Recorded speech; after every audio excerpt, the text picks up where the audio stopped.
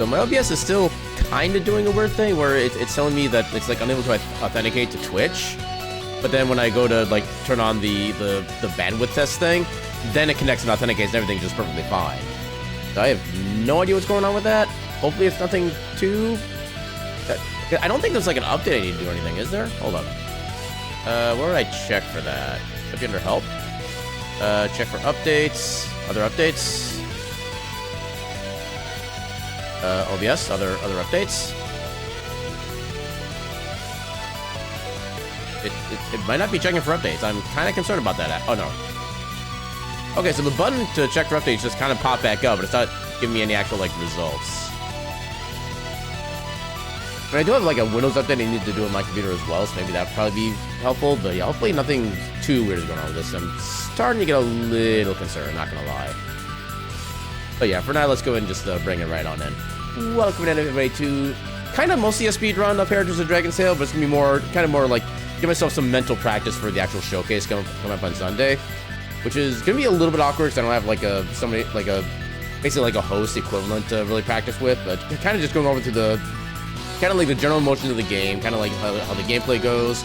Try to do what I can of like the story, like little bits and pieces of it, because as I was kind of doing my setup test for the thing last night, I did kind of look through at least read the little text boxes after each of the what should be cutscenes. Give myself a little bit of the basics of the story. We'll see how much I can actually like recall. But yeah, welcome in Call 3X. Welcome on in camera. How y'all doing tonight? Yeah, you're just playing. You found something cursed. If you walk off the end of the last screen with the gem on Kavari Dunes, you die. You what? You know what? No, I'm gonna say kind of heck the timer. We're just gonna do like a quote-unquote casual speedrun, and I am definitely gonna try that out. I want to see what happens there. So I actually did kind of find another section where you can get basically like a death by squish, even though you're not getting squished by anything. I can kind of show that off a little bit tonight as well. There might be another thing to bring up to the dev at some point after the auto scroller. Yeah, I'll definitely try to give it no for that. I definitely want to try that. I want to see what. Yeah, I want to try that myself just to see what it looks like. And I'm also going to show off another kind of, like I said, little squish glitch I found. I want to, yeah, I want to be able to give more, but, I mean, so the thing about the squish death is that theoretically it could lower the chance of us being able to find an eventual, like, zip glitch at some point in the future, but honestly, yeah, I'd kind of rather have a bug like that could technically happen in regular play, because I was just kind of, like, goofing around, and I wound up, like, getting killed by that, so yeah. I also found a really small weird bug, which is if you close the menu specifically on the page with save load, the text for custom controls goes over to the left. Okay, that I definitely gotta take a look at. Okay, let's get the game going. So many bugs we're finding. Get the game pop up. There's the game.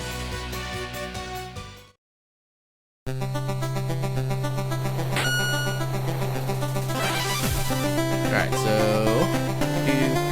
Yeah, also imagine you get your save files on the laptop. Heck yeah. Well, I'm kind of curious what the process for that even would be. Like where are the heritage save files even stored? I know like some games actually put like your save files in like your like C or main drive / like username, user folder, stuff like that. And app data local. Okay, gotcha. So it's still in the Steam folder, I'm guessing then. Alright. I don't know what I'm checking here. Okay. Actually, it's really looking. Okay, so close the menu specifically on the page with save load, extra custom controls. I'm guessing that's once you're actually in the game. Let's actually take a look. Okay, so if you close the menu specifically on the page with the save load,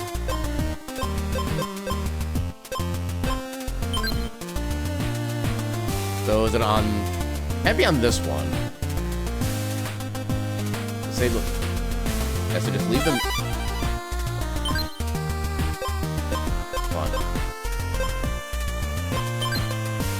So it's not letting me just leave the menu right now. I have to actually select save progress or otherwise. I just don't realize there's a button that just brings you automatically to no. That seems like a weird function. You mean closing menu? Yeah, I'm trying to like close the menu itself, but it's not letting me. Unless I'm misinterpreting what you're saying somehow. I have to do that. Yeah. So if you close menu specifically on the page with save load. Oh, did you mean on the title screen, or... Okay, back to gameplay. Yeah, we'll just jump into Yggdrasil. We have something more official for gameplay, stuff like that. Come up here. Yeah, so it's not letting me close out of the menu from here. Again, it lets me go to the no for a save option for some reason. Okay, weird. Pressing the button on the save part didn't automatically select no, but doing it again on the continue playing does. I wonder if that would technically be in the... That'd probably be like a frame-based like time save. I've already do that for the save and quit strats. But you mean the save? Okay, so the base menu. Okay. Okay, so if you're... Let me read the message again. If you close the menu specifically on the page with save load, text for custom controls goes over to the left. Oh, I see what you're saying now. Okay. Okay, that's interesting. But it doesn't do that for any other option. Wow. Oh, that is super weird. Yeah, that is friggin' weird. That's kind of cool, though. Can't remember if you checked in with me today. You know what? You're checking in on me now. And it's the thought that counts. I hope you're doing fantastic tonight. But yeah, so what else did I want to do? I don't think there's anything here I wanted to show off at this point. Yeah, let's go back to... Yeah, I might be able to make, like, a very minute time save by just pressing, for me, square twice. To X out of the game that way, instead of left XX. I'm gonna have to do that. And I feel a bit at noon, but better now. Yay for feeling better. I command you to continue feeling better until you feel amazing. Yeah, I'm not really in like I don't know, my brain is kind of like all over the place tonight, so I'm not really able to, I don't know if I'll be able to like truly focus on what's going on for the streamer game tonight, but I'm going to do the best I can. And yeah, so yeah, I think like I said, I'll try to act as if this was just the showcase itself, and I'll just kind of start talking. So time begins. If all three of your save files are filled, you'll be brought up to this screen first, at which point, once you actually select a save file to basically start playing off of, then the time starts. If you have any save slots open, then the time will start on hitting new game.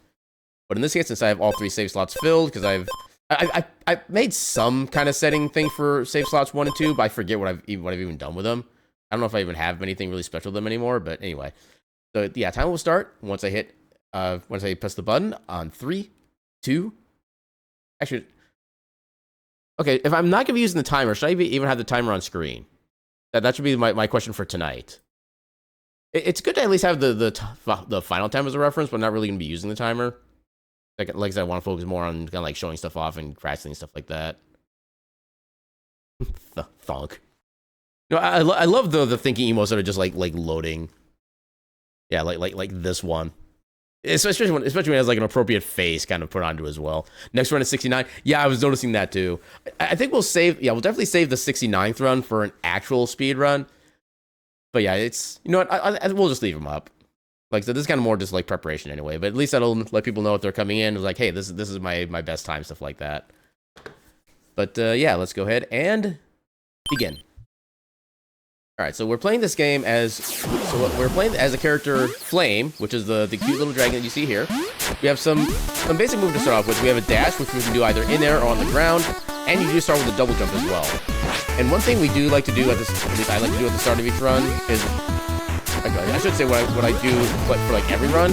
You always want to try to kill as many enemies early on as you can, because every enemy has a chance of dropping what we call an XP bubble, which is basically just free XP that you do have to go and pick it up manually in case you go too far away. But usually they're worth a decent bit of XP, especially in the early game. Like at a minimum, they're worth 30 XP. Sometimes they're worth 60, sometimes they're worth 90, and they're always definitely worth grabbing to get a few extra skill points. Because one of the ways that you can get stronger in this game is as you get experience, you eventually level up. You can spend your stat points on your various stats such as attack, magic, and health. Attack is obvious, you get more attack power. Oops, excuse me. And then health is obvious, you get more health. You get 1 heart for every point of upgrade you get, and each heart gives you 4 hit points. So there is a straight up numeric value you can work off of for that. magic makes it so that all the spells that you cast cost less magic to use, and therefore you can get a lot more spells cast at a time. And then one thing noteworthy about the slimes here is that if you attack them with your sword, or with an ability that we'll get later on, which I'll talk about in a bit, they'll explode instantly. Oh! How did I miss that? Well, it's a good thing we're not actually speedrunning. But yeah, but if you jump on the slimes, you basically do like a Mario stomp on them, then they go through the switching animation, then after a second they finally explode and give you your SP. So for the sake of speed, you kind of want to try to attack them with at least some kind of weapon as much as you can. Or if you're not really worried about the XP, then you just bounce on them and just have all your fun that way. And in fact, one benefit as well is that if you do a double jump, and then you bounce off an enemy, you actually get your double jump back, just like that. And this can be useful for certain bits of little movement here and there. Although there's really no singular, big, specific movement. There's one specific segment where that becomes a very important feature, at least. And I'll be pointing that one out to get to it. That's relatively early on in the game. But yeah, so yeah, like I said, you start off as a character named Flame. Your quest basically at the start of the game. Actually, let me focus on this little movement right here. Oh, why am I so bad at that now? Yeah, if you have the right movement, you can actually get on top of the big platform there without having to wait for the cycle on the platform. But yeah, so you're playing as Flame. Your current mission is to save Crystal, who is basically Flame's childhood best friend, current girlfriend, and also the princess of all Dragonkind. And yeah, we basically find out that she's been taken by the dastardly General Mechos of the human race. Because, yeah, things happened, and the human race is no longer friend to, like, anybody else, like, species-wise, so... Yeah, we're basically trying to save the world from them at this point. But yeah, so I think we covered basically all of the... So one little kind of minor movement thing that I'm starting to try to implement more is that your dashes are all in a cooldown. I think they're about a second or so between each dash, maybe a little bit less. I haven't had a chance to really get the specific timing of that figured out yet. If you attack an enemy... and then immediately press the dash button, you can actually get an extra dash in regardless of what the cooldown is, what you've done. You can technically get like 2 dashes in the span of like a quarter second if you time it right. And here we have basically a little arena segment. We have to take out all the enemies in this section before we can proceed with the stage. Now the enemies that spawn are always the same, their positions are randomized. So most enemies basically spawn in the middle-ish of the stage right there. They could technically spawn on like the far left side or the far right side if they so choose. Actually, you know what? Okay, so you don't die on that side. Okay, I legit want to check every single stage for that now. See where else you can die at the end of it. So yeah, once you finish this stage, you'll be dropped off into the nearest town. You just want to leave immediately. There is nothing of import there. You can technically get one of the item/weapons boomerangs for free by completing a quest there, but it doesn't. It saves literally no time. It actually costs more time than it takes to actually do the quest, or compared to just buying it this way later on. I was considering about whether or not it'd be worth it to like save money, but we don't really have that type of a money route, so it's not really kind of a big time save to concern about. So we just kind of skip that town entirely. We grabbed that one little section there and left immediately, so we get access to fast travel. And what else is we can fast travel? And here's another aspect of this game that borrows from Zelda 2, The Adventures of Link from the NES. You basically have overworld encounters, which are, I just call them random encounters. They're designed exactly like the way they are in Zelda 2, where you have like the little small slime things, or in this case, the bats, which represent just kind of small minor encounters. They'll be a little annoying, but they're not too bad. Then you have the big Ganon, red Ganon looking things, which will be a much tougher random encounter. And we try to avoid those as much as possible. So on our first trip to the town here, we'll go to the shop on our second trip here. We will be talking to the blacksmith on our second trip. He has a quest for us, but we don't actually need to talk to him to start that quest. The person we want to talk to is this person right here. He gives us a quest to basically track down somebody who's another master of swordplay, since we're, I think, basically the only creature they've seen that's been like wielding sword stuff like that. So they send us to a little sword master. We go back down to the place where we first got our first fast travel, and they will teach us the mystical ability known as down stab. Now, if we just hold down and press attack while in the air, we can do a down stab and do a lot more damage when basically trying to stomp enemies. And one of the benefits of that ability as well is that not only does it do damage and you can bounce off more enemies than normal, because there are some enemies that if they have like spikes in their head or something like that, you cannot just jump on them, they would actually do you damage. You can actually at least bounce off of them with the down stab, and down stab does double the damage of your regular attack. So as you see, we did 12 damage to that big mushroom there. We would actually only be doing 6 damage if we were to do a basic attack. That does make it so some enemies are one-hit killable where they otherwise wouldn't be, so it's definitely a big help to basically the entire run. That's why we're trying to get a whole bunch of XP early on to make sure we have enough levels for stats and stuff like that. Yeah, this is one of those sections where if you have enough proper pogoing and good double jump and dash timing, you can just go across an entire screen, or an entire set of screens even, without ever touching the ground. It's kind of one of my favorite little fun things to do here. So we come over here, we grab this chest because we specifically want the key for it. The money is nice, but the money itself isn't really too significant. We want that key to be able to access the tower later on, that will give us access to basically the bombs, which will let us open up a section of the overworld and give us some good damage potential on certain bosses down the road. Because bombs are very... Oh god, I almost... my body back. Bombs are very high power in this game. They do a lot of damage. And enemies can also use certain explosive attacks, which will also do a lot of damage to you. Yeah, anytime you have a moving platform that's going in the same direction that you are, you generally want to try to kind of go along with it, because you actually get basically increased move speed, because you have its momentum along with your own momentum. And yeah, any chance you get to kill enemies to get more experience, definitely take. Yeah, once upon a time, you would be able to make the cycle on this platform here by just going like super fast. Something changed at some point. I have no idea what. I think it might have been like maybe a random update change the cycle timer or something. But now we have a bunch of extra time to basically kill some extra enemies there, so we get more XP that way. And also a chance to get more XP bubbles. Yeah, we haven't seen XP bubbles yet. And also, naturally want to be careful on the collapsing floors like that. Because yeah, you do not want to die. So dying outside of being just like a general big time loss also costs you some of your XP and money when you die. I believe it's 15% of your XP and 10% of your money. It's either that or the other way around. I can never remember which one it is, but it's one of those two in one of those rooms.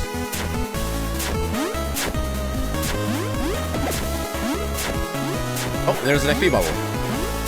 It's only at 30 XP, but you know, we'll take it. 10% money, 15 XP. Yeah, I remember the order. It also mentioned the secret walls. There are at least a couple of secret walls that we do get to later on. I guess I could have explained it since we did have some visual indicators there, but we don't really make use of secret walls for a while. Yeah, I need to figure out that's actually a good thing to mention at the start before it becomes relevant, before I want to save it for when we actually start using them. It's Aaron. It's King! Welcome in, King. How you doing tonight? Yeah, naturally, because of the fact we do have a bit of a money route, we are trying to collect as much money as we can. The little, kind of these coins right here, they're worth literally $1 each, and they're not even worth like, thinking about. We just kind of ignore those. We try to go for basically every other denomination as much as we can.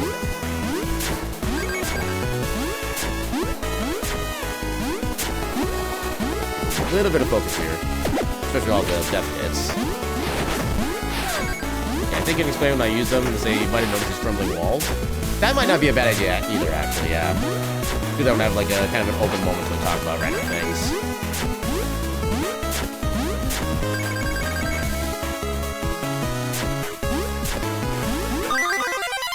Yeah, it does also make a difference that some of the crumbling walls can be just attacked with a sword and broken through. Some of them need bombs specifically. Yeah, there's kind of a variance of things. Okay, so I think it was at this stage you mentioned you could technically die by walking out the end. Oh, I should have checked that on the last stage as well. Oh well. I even kind of remember like checking a lot of like random pits. And even like I remember there was one screen transition bug that we found. It was in the actual the Kavari temple itself. We found there was one screen where if you try to go back one screen, you would actually spawn basically at the far left side of the room instead of the right side, and you would just immediately fall to your death and die underneath the stage. That one, I believe, was reported and fixed like several months ago, so I don't know if you were playing by the time that was in existence, but yeah, we did find one of those, and it was an experience. Yeah, there's a ladder in Mekos' fortress that's really laggy for some reason. I don't remember if I noticed any lag from any of those. Yeah, try to point that out to me when you can. You can rapidly go up and down. Okay, that I definitely want to see. Yeah, unfortunately, a lot of the enemies here are a little too strong for us to kill with basically one attack. Unless we go kind of out of the way for green slimes like that, but yeah, generally you just want to go fast in a section like this. Those the electrical slimes, you can attack those. But you try to jump on them even with... No, I think if you do the down step, you actually kill them without taking damage. But if you jump on them, you take damage. They will still go squish, but they also go through like the kind of like electrical exploding animation like that, even when you kill them with the down step, stuff like that. So yeah, they're still worth getting the kill on, but don't worry, don't think about trying to get the like XP levels. You're gonna be long gone by the time you drop it. And now another one of my little favorite things. I don't know if this is technically a glitch or not. It probably is, but it's kind of small and kind of fun. Is that if you have a basically horizontal row of those little sand blocks, and you do a dash at just the right time, you actually can destroy all blocks at once like that. Like I said, I don't know if that's an intended thing or not, but I just love the way it looks and feels, so I just always do that when I can. And I would definitely love to have that as a bug not fixed personally, because again, it's just so fun. It has like no negative effects on the game. Yeah, it looks good and it feels good. Okay, so this section right here, we're actually trying to get past the cycle right here. Okay, we made it. Yeah, as long as you're dashing properly, you can... Oh, I've got to get my attack upgrade. Yeah, at the start of the stage, we're supposed to be spending 3 points on attack upgrades, and you see how much more damage we're doing. I believe you start at 4 damage, and each upgrade gives you an additional 4 damage. So yeah, we basically triple our damage right there, which is hella cool. Which I can't say hella, because they're trying to... They do say to avoid swearing during the showcase, so I need to kind of get used to that idea. He is, in fact, aha. Aha. Ow. Also, yeah, the enemies can actually die to spikes as well as you taking damage from them. I don't know if it does like a certain amount of damage or if it just like defeats them outright. I've never actually had a chance to really fully test that. But it is a little kind of side feature I just like love the concept of.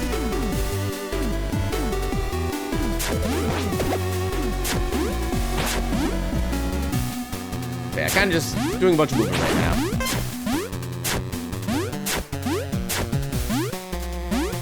Yeah, you do want to watch out for the... Okay, one of my favorite enemies right here. These green human guys will basically throw grenades that you can, in fact, reflect. In fact, there's actually a lot of projectiles in this game you can reflect for damage back onto the enemies. Anything that's explosive will do like a bajillion damage to enemies, and you always want to reflect those back as much as you can. And will even become integral in one of the boss fights later on in the game. The birds, for the most part, are not worth trying to stick around and trying to get free experience off of, unfortunately. They take so many hits even with the double damage from the down stab. But now we have an auto-scroller section, and since it's an auto-scroller, we just spend all the time we can to get as many kills and XP as we can, because, you know, why not? Also got to make sure to show the beans. If you don't show the beans, you are breaking the law, and you need to show more beans as a result. And welcome on in, Moxie. How you doing tonight? Yeah, this guy you want to get into with the double stab real quick, because he will fall off that ledge, and you will lose a chance to get his turn from him. Another Grenadier guy. Yeah, I think generally any projectile that flashes in some way is a projectile you can reflect back.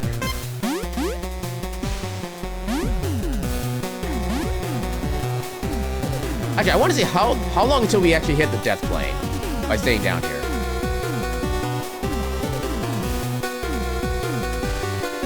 We don't.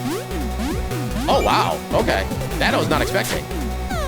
I mean, I know they did update it to where you don't die by going like too far off the screen in a case like that, but I wasn't expecting us to actually survive like the entire thing there. You can actually defeat this guy if you start pogoing him as your earliest opportunity, but because I was shenaniganing, I didn't have the opportunity to really do that properly. Yeah, you can basically kill every single enemy in the stage except for one of the little guys that was in the sand from earlier. We didn't really get to point him out very much, but that's because he never comes out and actually is hittable in time. That's after this section. Yep. Yeah, I am absolutely going to try that because I'm curious to see what that actually looks like.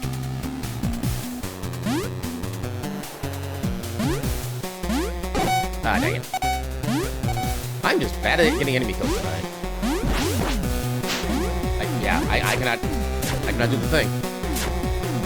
But yeah, let's go glitch ourselves a stage. Wow. Okay then. That's funny. And now we get to do the auto-scroller again, because yay! Actually, it does give me a bit of a chance to kind of redeem myself for the usual,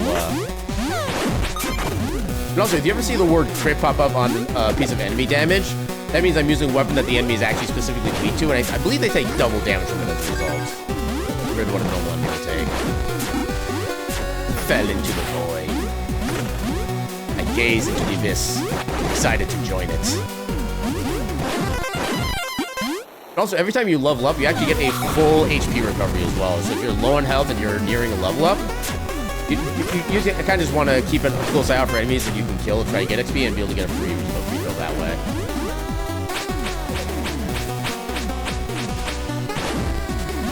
And yeah, one thing about auto-scrolls as well is that you can basically be as far below the screen as you want to be, and you'll still be fine. You're still limited on the left and right borders of the screen, no matter what the vertical is. But you can actually be, in fact, too high. I didn't do the movement correctly. You can actually still be too high on the screen and still be able to die from a death plane above you as well. I forget which stage it was I tested that on, but I did kind of test that somewhere, and I did find out there was still a upper death plane, even if there was no longer a lower death plane. Yeah, you also notice that we're collecting a lot of like random like purple essence-y stuff, and we have a bar on the left side. I'm actually not sure what that ability is called at this point, because it's not technically at full power, but it'll eventually become known as the Father's Fury ability, which, when you get the full power of it, it allows you to be invincible, doubles your attack power, as your spells cost 0 MP, and you get to actually literally just fly around the screen by basically doing a quote-unquote triple jump. However, until it gets powered up, though, it basically just gives you double attack power, and then that's all it does. I've not yet found a good spot to activate the double attack power version. I do want to try to implement that somewhere, just haven't really consciously figured out where a good place to try to use that would be. There are certain sections later on where we do want to save Father's Fury for certain places and certain uses. I don't even really know when we first become able to use the ability, typically.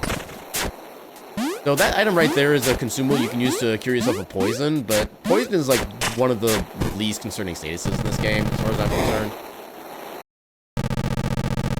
Yeah, there'll be more status effects we'll talk about later on. There's 3 total, one of them is the poison.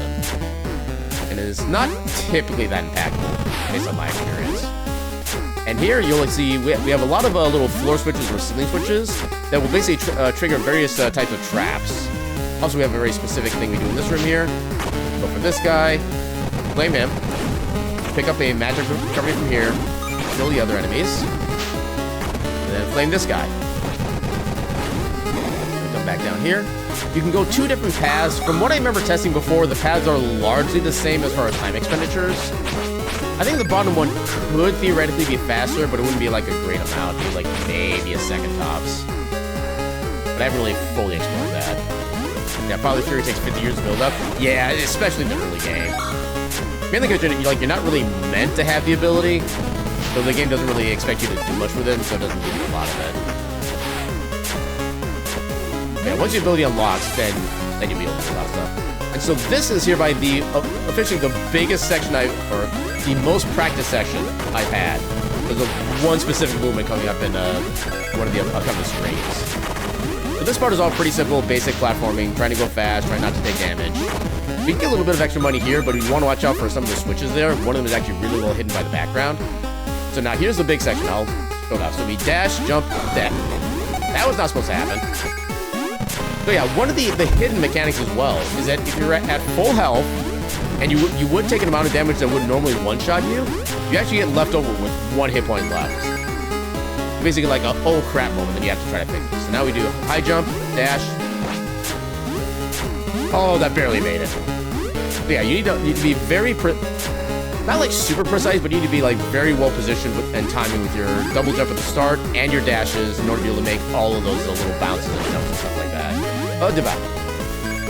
I almost forgot I was about to die. Dash jump, boom. Yeah, that has happened to me far more than once. Hey, we got a level up, so therefore we're back at full health. Let's go. Now, unfortunately, the level up does not recover your magic. It only recovers your health. I wish it would recover your magic, but unfortunately it doesn't. But yeah, anytime you come across a checkpoint, it will recover your health and magic simultaneously. So you can always rely on that for the Nectar MP at least. And now we have another little arena section. Then again, all the enemies themselves that pop up are going to be the same every time. It's their position that will always be random. Also, we have the little platform snake dance there. We love the platform snake dance in this neighborhood.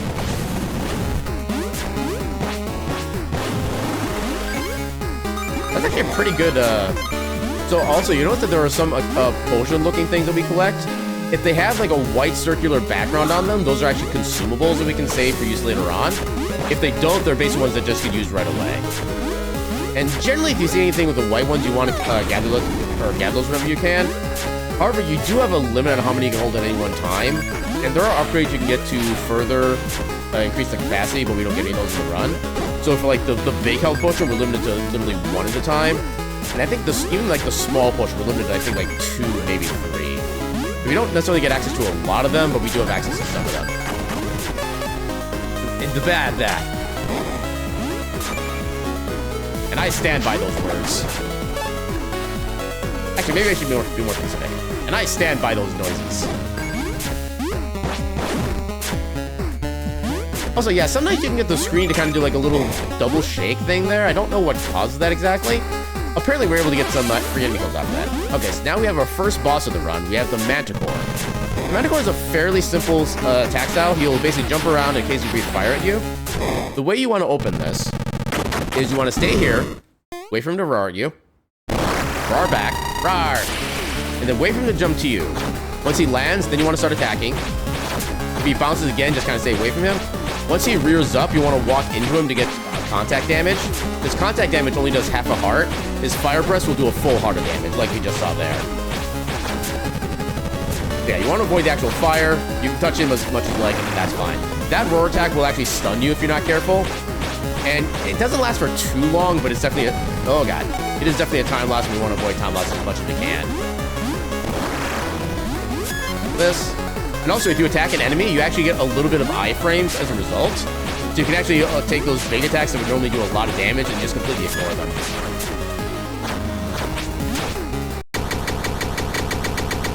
And once he's defeated, we collect a gem and we have completed the stage. Yeah. And I suppose I should have mentioned part of the story as well. One of the things we're trying to do as well is that it turns out General Mekos is trying to acquire the 3 elemental seals to help himself gain the power that he needs to help take over the world. We're also trying to find those seals as well to make sure that he doesn't have the ability to basically use them for himself. So we went down to the Kavari Temple to try to find one of the seals. It turns out it wasn't there. We just found this weird little trident-looking key kind of thing. And we basically Flame gets contacted by a divine messenger to let him know of his quest and basically a little more background on the history of the world and how Mekos' desire and powers came to be. So at this point, we're taking a bit of a side trek, so we can go pick up a very important item / weapon, the bombs. And you can only access this area to pick up that key that we got from the Kavari Pass. We just come across this way. You'll see this guy pop up from behind the background there. He will steal your money every time he attacks you, but you can just literally ignore him. He has absolutely no bearing on anything that happens in the run. So you want to be careful with this guy. His sword will do 3 hearts of damage to you, which as you can see with our health is not a good thing. But yeah, just doing a little bit of a juggling on him. Every 3 hits or so, you want to try to dash through him so you can avoid the attack. And you can just easily beat him by doing that. Kaboom. There is supposed to be a large earth-shattering kaboom.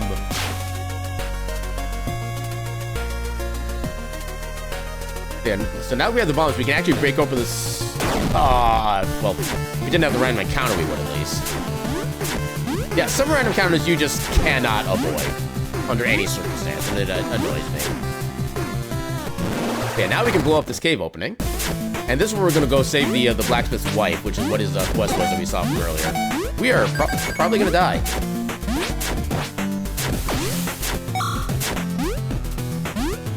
Yeah, just come down here. Now, whenever you increase your attack power, it actually... Okay, so this one is another time section. We want to do 3 dashes right away. Save the 4th until we walk up the ledge, then we can make this platform without having to wait for it to come back. I forgot what I was going to say otherwise now. Sure, I'll take bombs, because even though I don't actually need any of them. Yeah, it costs time lost for no reason. I'm going to grab this as a safety. Now we have to fight the exact same enemy that we fought just a moment ago.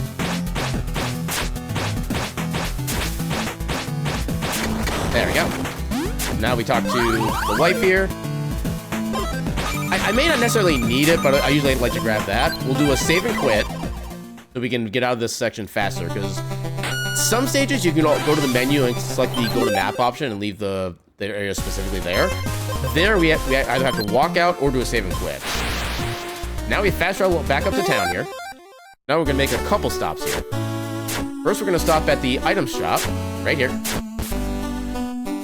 We're gonna get a little bit of a text box, because this is technically supposed to be like the second place we find the shopkeep, and he's one of those shopkeeps that appears like everywhere and is the exact same person every time. But yeah, we come in here, we buy the boomerangs. It'll be very useful later on. We come over here to the blacksmith. He'll thank us for saving his wife. And then we talk to him again, and we can actually start upgrading our various equipment. Now here you want to get 4 of these upgrade notes here. One of them, I believe, is a damage increase. The other, I think, is an ammo increase. One of them allows the boomerang to go through solid objects without breaking, and then the other one allows it to go through enemies without breaking. And all of those features together will make it a very important weapon for various sections of the run, including a boss. Actually, 2 bosses, even. Gonna head up and out, might be back later. Have a good one, College X. Thanks for hanging out while you could. Yeah, sometimes you want to be especially careful with your dash positioning, because it is very easy to accidentally over-dash where you're trying to go. And this is one of those sections where you cannot go fast enough to skip that cycle there. You always have to wait in the center. I am eagerly awaiting the time when we find a way to skip that. It's not the biggest, like, time saves, but it's one of those just mentally be amazing to be able to find a trick for. Yeah, come down here. And so here's where we could use the key we found in the Kavari Temple to activate a special passageway.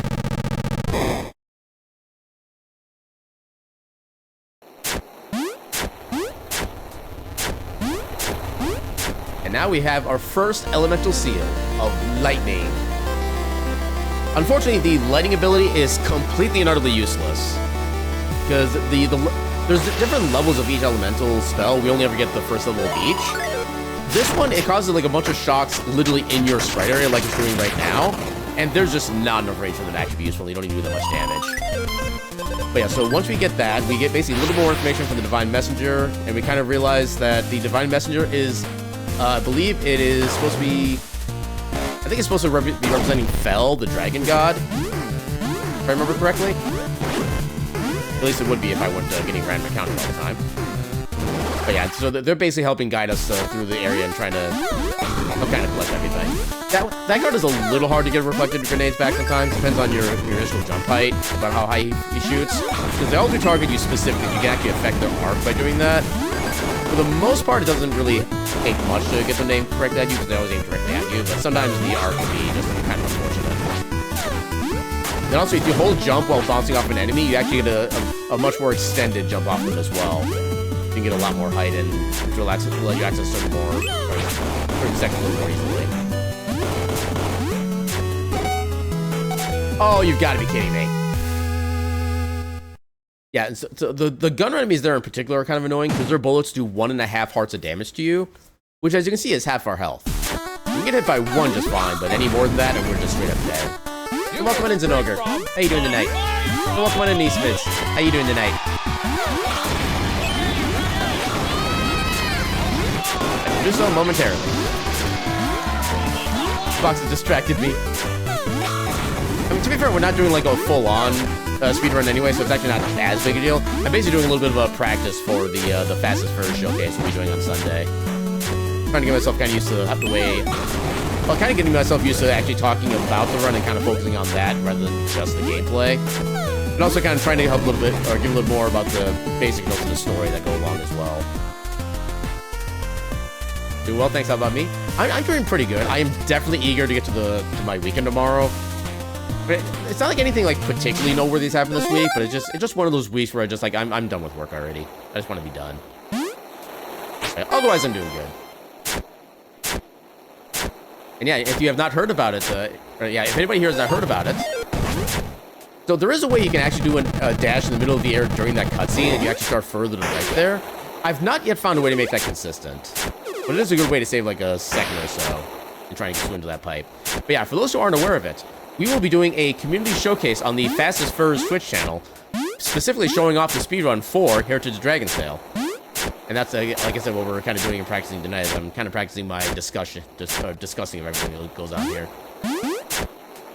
Also doing okay, just finished cleaning. I need to do a lot of cleaning myself. I am so bad at cleaning. By bad at cleaning, I mean like bad at getting started. Once I get started, I'm usually okay, but yeah. On top of those guys, get some extra money real quick. Reflect all the grenades for all the extra XP. Now we enter the sewers, which has one of my favorite themes, just because I love the bass line.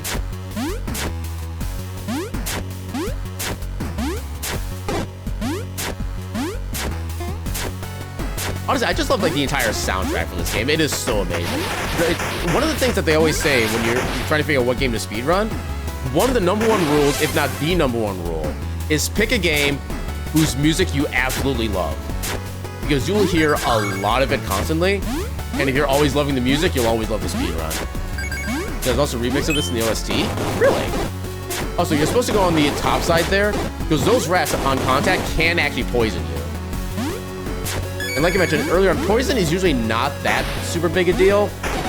When you're at this low max health, it does have more of an impact. Ooh, XP bubble, let's go. And they got us level, so heal this. Yeah, because I know that the Elite Ferrex, the composer for I believe all the tracks in this game. I don't think there's any that he's not part of, but yeah, the composer for this game does have I think it's the Yggdrasil theme, or uploaded on Spotify, so I've been listening to that every now and again. It does sound a little bit different compared to how the base game, the bass soundtrack sounds, but it's still a good epic jam. Oh, another big XP bubble. Let's go. Also, the bullets from these guys do 2 arcs of damage. So literally everything is dangerous around here. That's from 2016. If I'm thinking the one you're thinking of. So this section has another interesting little bit right here. If you cross into one of those little searchlights, it'll actually trigger a big electrical shock that damages everything in the water. But if you do a well-timed dash, you can actually get iframes during the attack, and it'll freely destroy all the enemies on the screen for you, so you get a whole bunch of free XP when doing that. And now we get one of the other good weapons in the game, the power of gun. This will be useful in multiple fights, as well as certain sections to try to clear out regular enemies a little bit faster as well. Yeah, we just wait for that to trigger. We dash just before the light on the beam there fades. That is, in fact, a gun. Yeah, there's also a machine gun you can get in this game as well, but it doesn't really do anything different than the regular gun, and there's really nothing we use it for, so we kind of skip that one. Drag gun.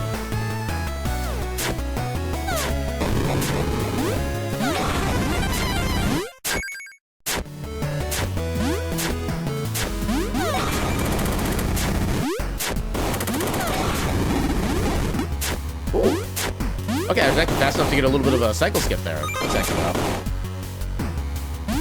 Oh, come on. Yeah, if you get the 3 dashes in before the guy throws his grenade, you can actually be able to reflect that back. Also, you want to be careful with the movement here, because literally a lot of little mistakes can happen, and you can start taking like a whole bunch of damage. Try to stay above that guy as much as possible. And yeah, you also can dash through the explosions on the grenades as well. But one important thing to notice is that the explosions will do 3 hearts of damage to you, which, again, at our current health that's not the fun to press, but sure. Also, yeah, we position a bomb right there to take out both those guys, because they are very annoying to try to get past otherwise. But yeah, some well-timed dashes definitely help as well. So once we get to this checkpoint, we increase our strength by 1, and now we increase our max health up to 7. Because this section is especially a pain if you don't do so, because there's literally nothing but like the gunners and machine gunners and grenadiers and stuff like that in this area, and a lot of these guys will do a lot of damage to you. But the health is mostly just to make this section a little safer and kind of more viable.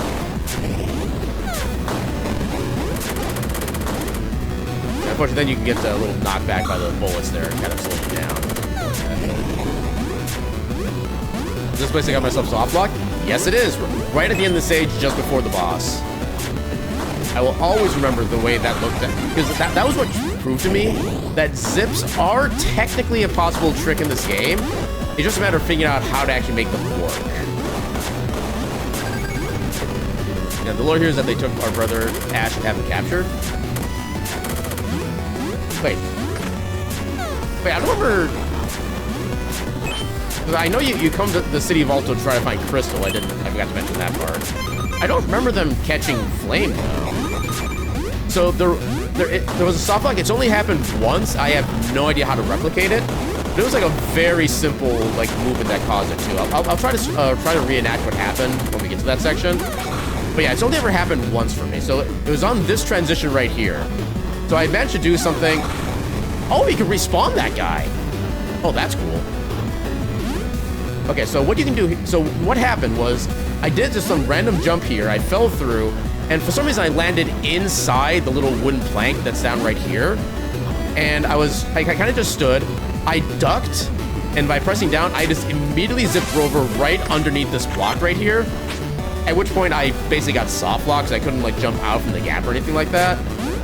But yeah, that was, I think I still have the clip of that on my channel if you want to, yeah, again, I don't, it was something I think maybe with the screen transition where like my collision was like inactive for like the wrong frame, and that was. I wish I could remember how I did that. I kind of want to try to reenact it now. I feel like I was pretty no. Yeah, I'd probably need to actually like rewatch the clip and figure out the actual timing and everything like that. Maybe I loaded faster than the stage and I slid and locked myself in before. So what I remember is just all I was doing was holding right as I did the screen transition, and I just ended up like inside this. I wasn't even like pressing down or anything like that. I kind of just like stood there dumbfounded. I pressed down, and then that was what like zipped us all the way across, because then we were basically out of bounds at that point. But then for some reason hitting this block in particular kind of stopped us from continuing to zip to the right. But yeah, I've only ever had that happen once. It's never happened again since then. I don't exactly know a lot of other people who play this game like nearly as regularly as I do for obvious reasons. But yeah, as far as I'm aware, that's not happened to anybody else either. So it's only happened to me just the once. And yeah, I would love to be able to find a way to replicate that just so I can understand what's going on with it. And then so I can maybe understand how potentially I could zip into other things like more intentionally. Nor do the devs know about it. I have not reported it yet, for the sole reason of I want to try to save the idea of being able to do a zip as like a possible speedrun trick. But yeah, like I said, that I've only ever seen that happen once, and I've played this game for well over 200 hours, and considering that that's the only time I've ever seen that happen, it is or I can only assume it's incredibly rare. But yeah, so we have another boss fight coming up here. We want to start with the bombs equipped. We're gonna be using those first. He's gonna start by jumping at us. Or dashing at us, rather. So once he jumps here, you can want to drop the bomb. That'll get perfectly timed where he takes damage from it. You want to do a whole bunch of sword slashing. Swap to your boomerang. Stay in this spot right here. As soon as he fires those little balls right there, start throwing boomerangs up. Once he dashes back over, get above him so you can just keep doing this.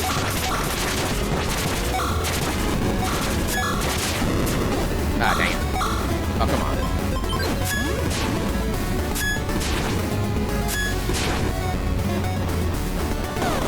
Again. I think the bomb might be enough to take him out. Yeah, bomb's enough right there. Is that why just one bomb there? I don't think I think the timing, I haven't actually admittedly tried it very much, but I think the timing on the second bomb would be a lot more awkward, because the when the enemy takes damage from a bomb, there's like a certain amount of iframes they basically get from additional bomb attacks. And I don't know what the timing would be to be able to make the second bombs trigger before he leaps up into the sky. Because he doesn't stay down on the ground for very long once he gets to that section. I suppose I could maybe try that in the future at some point, when I'm doing more like test runs. But yeah, so at this point, I believe we found out that Crystal has since been moved from City of Alta. We need to try to find her elsewhere. I always forget the story bits. Yeah, Ash gives you the wind element after that boss when you free him. Yeah, because Ash is also taking the elemental orbs or seals power as well as you. If for some reason Yellow one actually takes the seals themselves, but he still gets the power out of it, I've never really been fully clear how that works, what the difference is.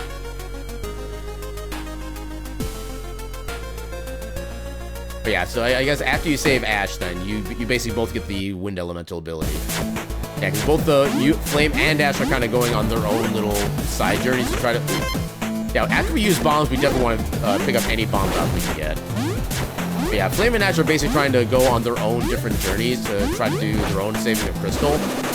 Because they're both basically like big, like master knights of the Dragon Kingdom as well. So that's part of why it's their responsibility to like actually go and save her and find her and stuff like that. We want to come down to this town right here. We want to pick up a quest. We will talk to the blacksmith for more weapon upgrades, but that's not going to be quite yet. Now, this guy has a 50-50 chance of blocking the door for you. He's blocking the door for us. If he's anywhere near the front of the door, you cannot leave the house. Which honestly might be actually maybe a glitch to report to the dev, honestly. I always forget to do so after a stream. But yeah, so that's also one reason why we pick up the fast travel here, is that this is where we need to go. Be able to finish up that person's quest.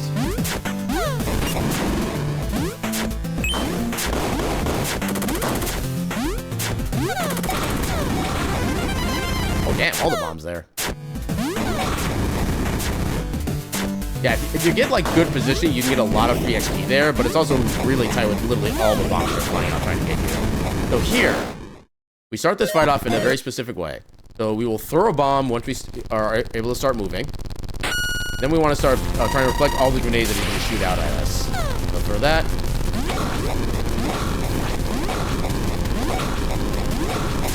Throw another bomb. Get the gun ready. Yeah, if he's off screen, he doesn't take damage from the bullets, but he will still take damage from the bomb, which is nice. And yeah, once you get that last bomb shot at him, you need literally a single bullet. It's kind of amusing, like the explosion, then just little tiny little itty bitty piece of metal, and then he just explodes. So now that we've gotten that tank beaten, we can come back to the town here. And now we'll talk to the blacksmith again, and we will start upgrading the gun that we just acquired. We want to get basically the first 5 upgrades here. If you want, you can get this little extra ammo pouch upgrade, but as far as I can tell, we've never needed the extra ammo, so it's a purely optional one. But if you have the money... Oh, wait, no. Almost every time, I forget this. This time, I at least remember before it was too late. We also collect the upstab ability by turning in this wolf's quest. You son of a...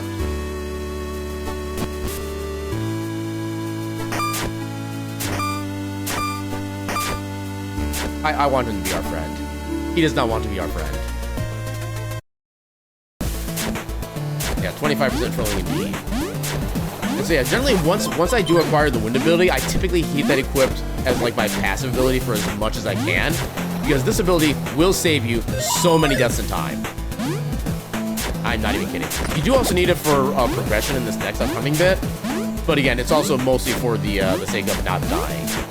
You get a lot of high options. In fact, we'll show you just how the ability works. Because it is required to where we jump, use a spell, we get a lot of vertical momentum. Instant death threats are so brutal in this game. Yeah, especially if you're like trying to deal with or avoid like a whole bunch of enemies, then everything just gets so chaotic, and just one little slip and just boom, everything is kind of gone.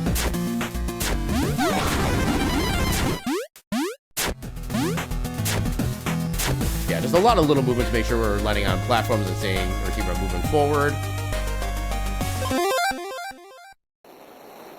And I remember when I first bought this game, right after the game got released, there was actually what was supposed to be a sequence break prevention mechanism in this particular room here, instead of just activating being able to use the teleporter up here normally, just right away, there actually used to be a switch right on the very top of the second room. You have to use the wind spell in order to be able to hit, which would then activate the teleporter. You can actually move up that way. And I remember I forget what bug I was reporting, but I was commenting about how, because there was also actually, you know what? Oh, we can't go back. So there was also another screen transition bug there, where if you were at the screen with the teleporter, and you went back to the left one screen, you would actually spawn at the bottom of the screen and then immediately fall to the death plane. And I think it was during that discussion that the dev realized, or mentioned that he had put that switch there to prevent sequence breaking, but then realized that because you would need well, that's a first. Because you would need the wind ability in order to get to that room in the first place, it was kind of redundant to have that there. I may have just discovered new movement. That was actually a lot faster than waiting for the platform to come around. Also, another thing I do try to remember to do is I put at least one level up into magic in this section, because we're going to use this wind spell a lot. Yeah, there's a teleporter bug, pretty sure bug in this level. Which bug? I don't know if I'm familiar with any other bug in this one. Tell me when? Heck yeah.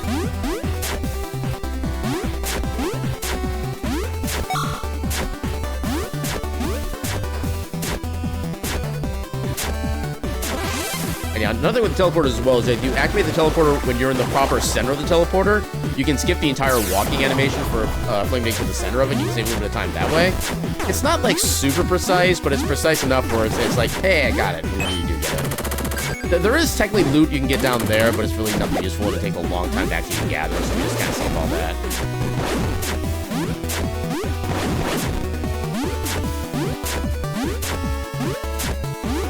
I am getting lucky with these dodges. Ow. Yeah, we almost got like the instant teleport there.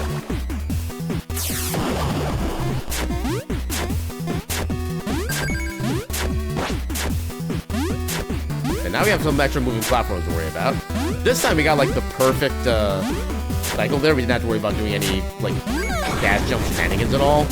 But you can actually still dash underneath the little platform there if it's lowered up, and then use the wind spell to get back up on the very end.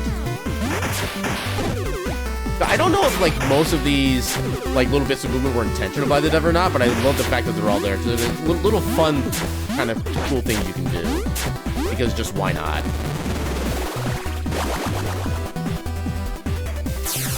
Also, there's like a handful. Actually, what else is back here? There's something else back here as well. There's a trail of money. I forget what this gives you. Is this just money? Oh, it gives you a piece of lore and that's it. I'm really sad that doesn't give you like even like 10 bucks or something like that. This room, fall down. They use the teleporter at the bottom to go back up. Next, I know there's like a secret in here you can get for like a key, which then lets you get access into this for some extra money. But at this point, we don't need any money, so we don't need to worry about that. Yeah, so go here.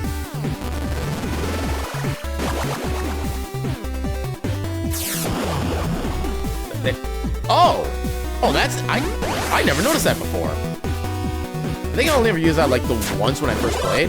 This is the Mystery History 3 lore. So in case you missed that one, there it is. Yeah, I feel like that's something that got like fixed at some point, or like unfixed. Because I don't remember ever seeing that before, and I did use that the first couple times where I was trying to figure out what was so special with this. Wait, hold on. What did we pick up? We got something in the flash.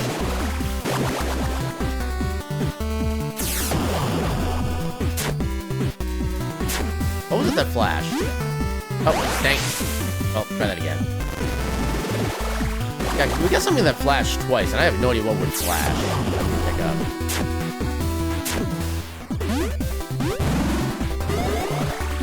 Oh, it's a full heal. Gotcha. Which is completely useless, given that there's a checkpoint literally like one screen away. Why is that even there? That doesn't recover anything the checkpoint doesn't recover. I'm confused. Yeah. I mean, there's a little bit of money there, which is kind of most useful, but yeah, I don't know why the health would be there. That is super weird. So another kind of weird section right here. You do want to be a little bit careful, like these little swamp guys. If they get you with their falling momentum, they will do a lot of damage to you, so you want to avoid that as much as you can. If you get the right position, you can actually dash underneath them and avoid all damage entirely. It can be a little on the finicky side, though. Yeah, this section is mostly a lot of trying to deal with the... Oh, God. Trying to deal with the wind and forgetting that, you've already double jumped. And you try to double jump again, and then you panic, and then you die.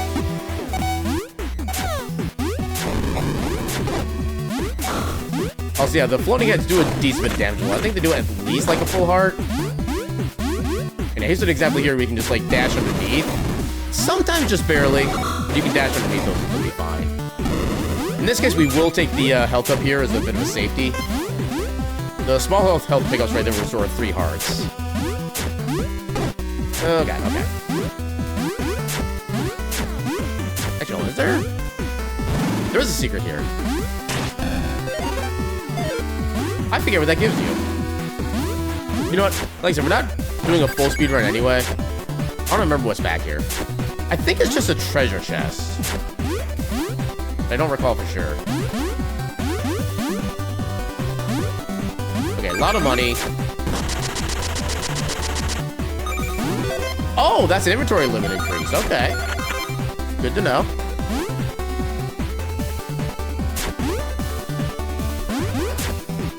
Yeah, at some point I do need to figure out like where everything actually is.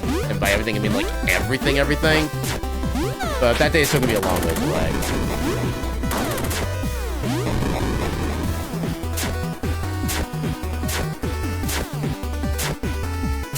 Yeah, I still need to get a 100% file. I know there was like a couple pieces of lore I was missing in my so-and-so 100% file. And now here we have an...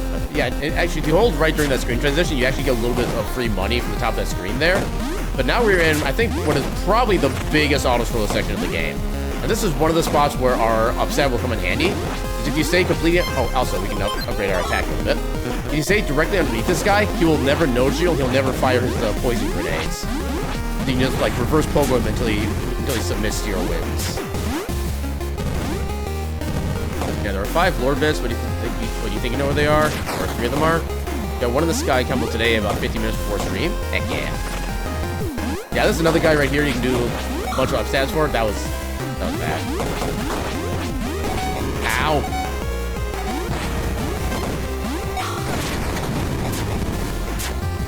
Yeah, like I said, explosions hurt. Both for you and the enemies. You can try to go for this thing. Yeah, you have to be very cautious though, because that thing will hit you a good chunk. Especially when you're not like completely familiar with it. Oh god.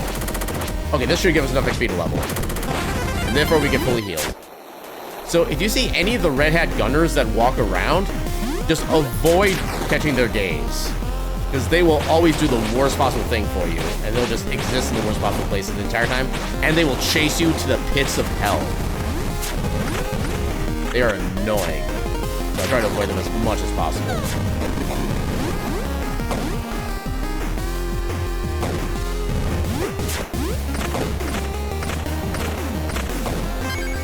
If I'm using boomerangs, I'm sure we'll pick one up.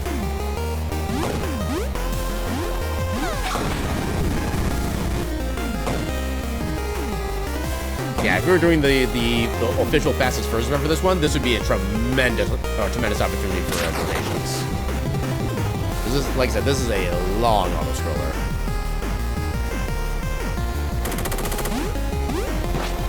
And also a lot of free XP, which is nice.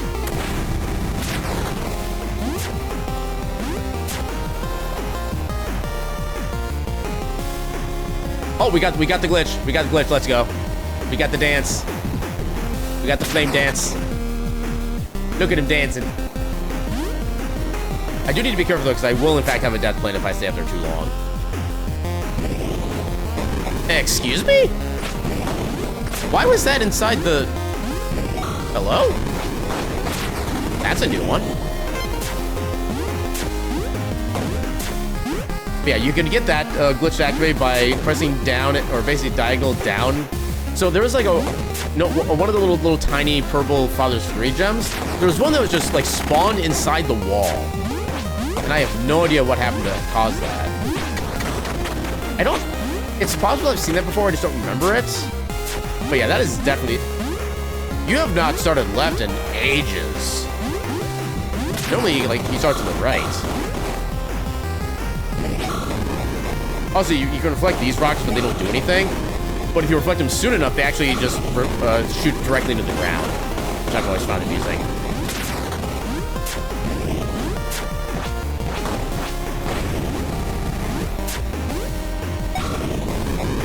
Yeah, I don't know why they go on the ground, even to like that specific distance and then explode, but it amuses me. That's the important bit.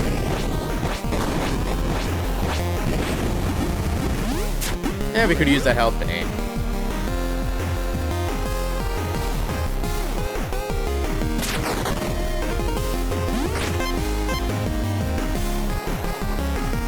There we have a few more of these little electrical things. Then we have a couple air bombs to worry about. Oh, another little... Okay. Yeah, you can actually trigger them early. You actually might be able to just keep walking on the left side of the screen, and they might be just out of range, but I've never been cool enough to test that. Alright, we have another boss coming up here, now that the auto-scroll is finally over. We want to ready our bombs. We'll need a grand total of 4 for this second, so if you ever short 4, you're kind of in trouble. Although there is a backup strat for it.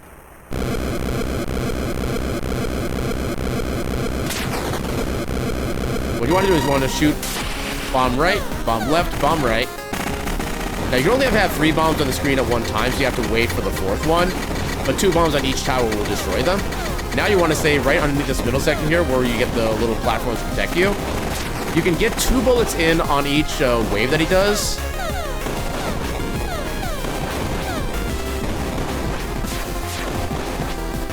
Why was I saying more than 2 damage numbers?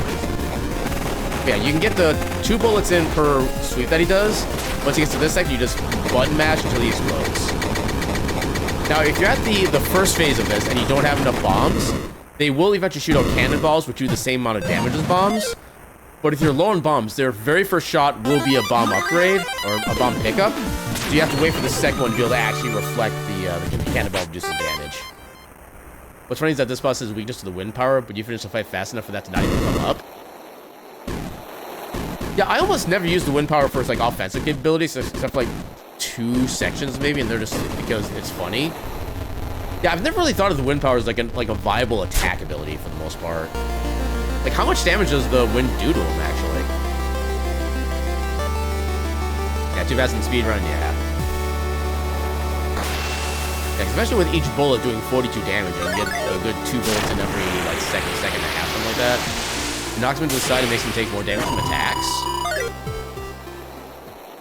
Does he fall down to the ground? Or does he like stay in the air?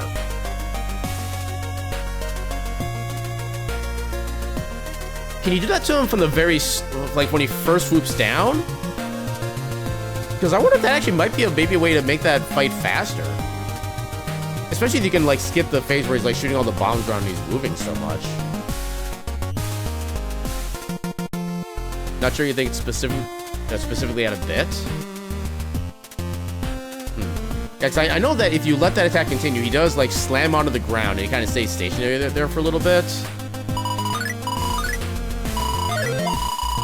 Yeah, so this is where you get the full Father's Fury abilities. Now, when you activate the ability, we get double damage, we get invincibility, we get free magic, and we can fly around. Yeah, it's when he comes down and slam on the ground if you win to the side. Okay, yeah, then it's completely useless. I love that as a concept. I still want to try that at some point, though, just to kind of see what it looks like. But yeah.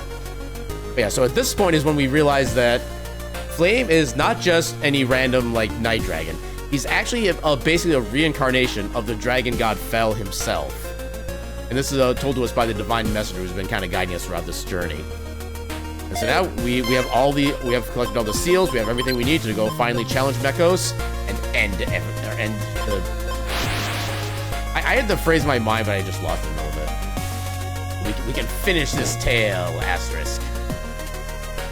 That's how you beat it casually? Yeah, like I said, I never even really thought about using the wind skull as like an actual damaging effect, so I never even thought to try that. Okay, so I need to downside those guys to think about. We can finish this heritage, a dragon's tale. Oh god, I should have put wind back on. That's on me. And the plus side, we don't need to worry about money anymore, so dying and losing money doesn't hurt. And we had so little bank experience, we didn't really lose practically enough of that. In fact, we got most of our lost experience back already.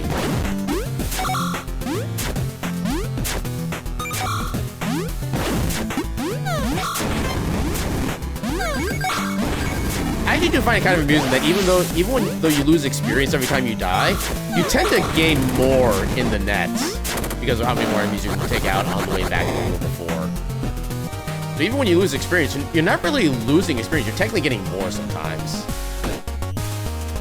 Oh, I should have just stopped. Dang it.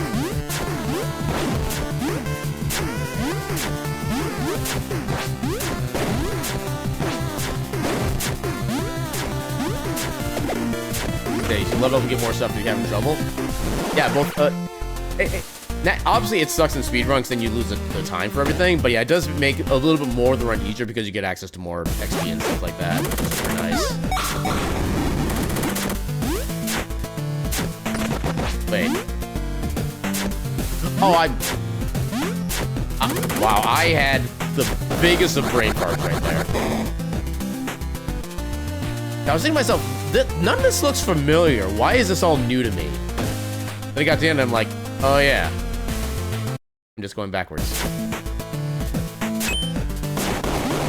Yeah, I said it before and I'll say it again. The red guards that chase you are literally the worst enemy in the game. Straight up. We've had good luck with them so far, but that still does not change my opinion about them. You can technically go in and detonate the bomb before... Oh god. Uh-oh. Yeah, you can technically go in and detonate the bomb before... I'm gonna get the level up here. There we go. Yeah, you can technically reflect that grenade. It is just super tight, and in my opinion, it is not worth the risk of dying. Oh my god. Wait.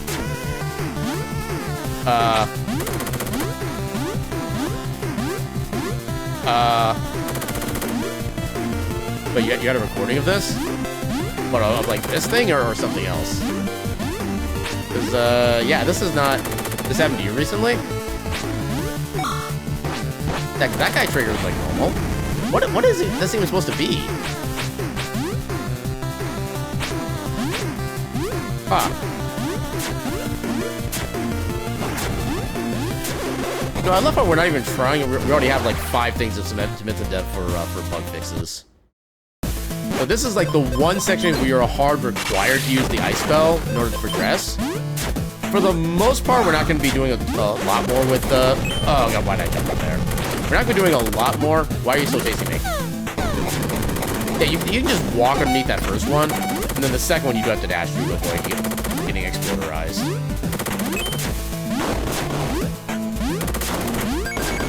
Drop down here, pick up any bombs if you need them, and some extra health. Yeah, if you're ever getting like low on health, you can try to do a dash on those blocks, or like any horizontal set of blocks to try to find some health potions. Because 99% of the sand blocks in the game have random drops. They have a random chance to drop something, and the item that they drop is random. There are a handful of blocks that do have set drops, and I think one of them will be somewhere later in the stage. There's like a sequence of 5 blocks that will always have like a bomb up. Like, I think 2 of them are small health potions. One of them is a bomb replenishment. One of them is a fire status cure. I forget what the 5th one is. Yeah, this section has a sequence of 5 blocks that always drop the same thing every time. Yeah, you were going to report it, but you last time had the issue. I think it's a bit even busy. Yeah, I definitely know that feeling. Yeah, especially because so I do have a roommate officially set up to take the current room, but that won't be able to be... you won't be able to get moved in until late May. Okay, months going a certain order. Late March is probably when he'll be able to move in, so it's gonna be a little bit, and that gives me a little bit of time to do some last minute cleanup. but that still requires me to actually, like, you know, do cleanup. So yeah, so the little spotlights there will trigger more of these enemies. Most of the time, they're not even a concern as long as you just keep moving. In fact, there's literally one of those spawns later on where by the time you trigger it, you're already at the door to the next stage, so it can't even do anything against you anyway. But yeah, for the most part, you just kind of pick one of those. Okay, here's the cutscene where Ash meets up with you and says it's going to take on the fortress. Okay, there is technically a way to damage boost off that vehicle there. But last time I tried to do that, I took like a bajillion damage. I don't know what changed. I'm kind of afraid to try for that again.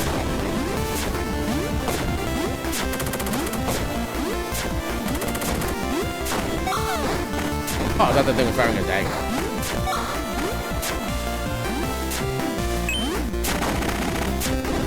But yeah, most of the stage is basically just try to dash forward as best you can and avoid as much damage as possible as well.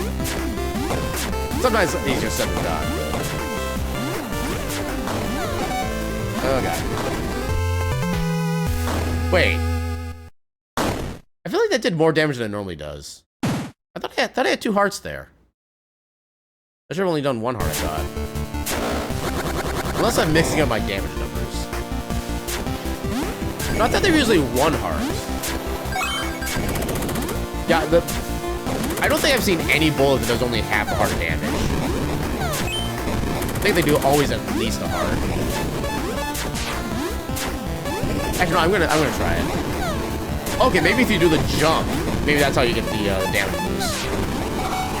Okay, yeah, if you jump, you get the damage boost, but only the half heart of damage from that. That's what the strat is. Okay.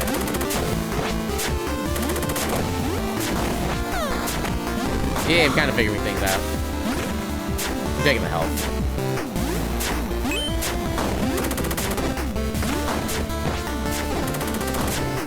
Oh god.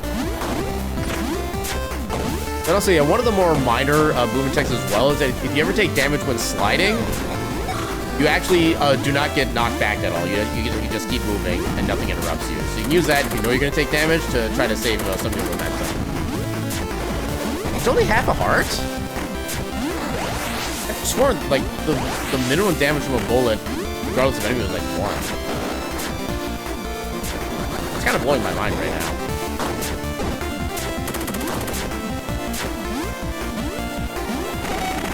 Guys, I know the well, maybe that guy one doesn't. I don't know. Okay, so here's the section where we use the boomerang again. This way we can trigger most of the bombs here. Because they spawn too close to the ground to be able to really dodge effectively. When we get past that, we just keep dashing on. We triggered these because again, they are not gonna last long. Or actually, maybe they will if I'm bad at the game. Okay, I'm glad I had that potion. That would have died otherwise. And I get checkpoint.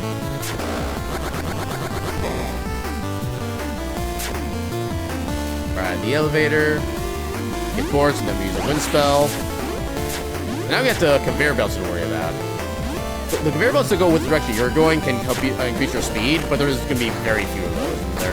Some of them even aren't even that useful, actually, which makes me sad. Yeah, we just keep going. Watch out for falling debris. Okay, so if you trigger their sensors, they will actually start basically tracking you, and they shoot a lot of bullets down below, and they're very annoying to track you with. Hey, I got the reflection. Let's go. Okay, the regulator is soon. Heck yeah. Keep it an eye out. We're not going to get a level up off this, but I just want the XP. Also, free health if you think you need it. Oh, God.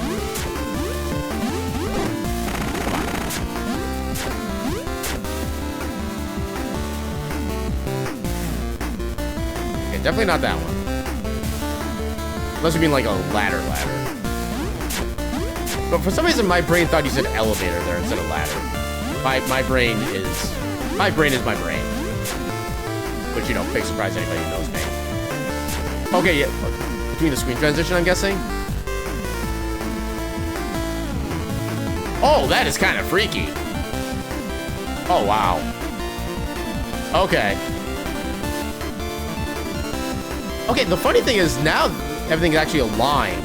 Whereas if you go normally, you see a bit of a misalignment between where the two are positioned.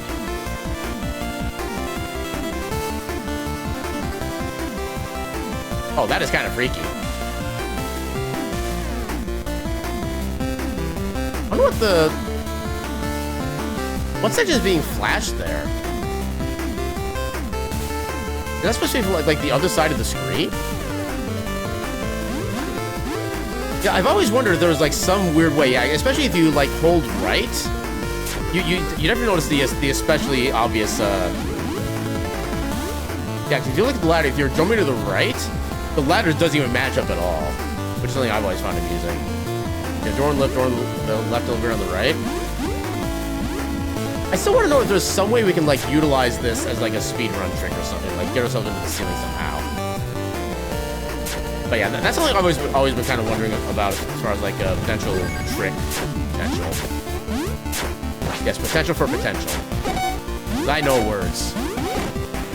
And oh my god, yeah, this guy annoys me. We're just gonna wreck him. See if we can pick up some free health. That's magic, that's not health. Nope, okay, I shouldn't have risked it.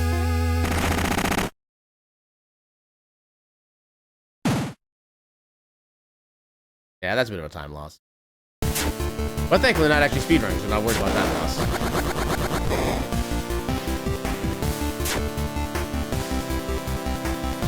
I wonder, can you do that with this too? Okay, no, this one's fine.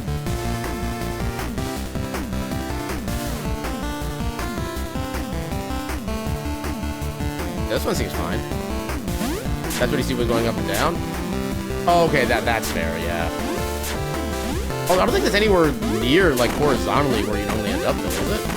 Or maybe it is. I need to take a look.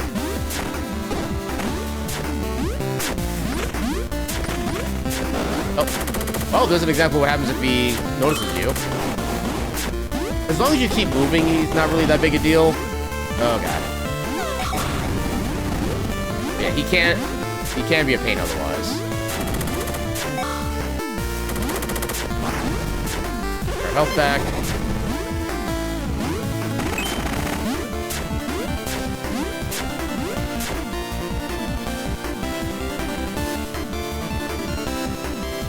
Oh, no, I'm just mesmerized by these screen transitions now. I should not be as mesmerized by them as I am, but I am.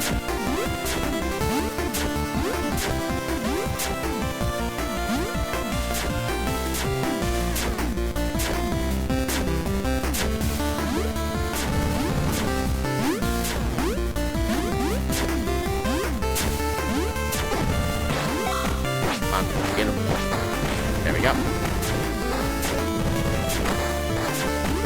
Also, you can't slide underneath those flames, but I always forget to do so in the actual moment. You can just slide underneath and you take no damage. If you're messing around with them after you saw the dance bug, because you went here and got two lore pages.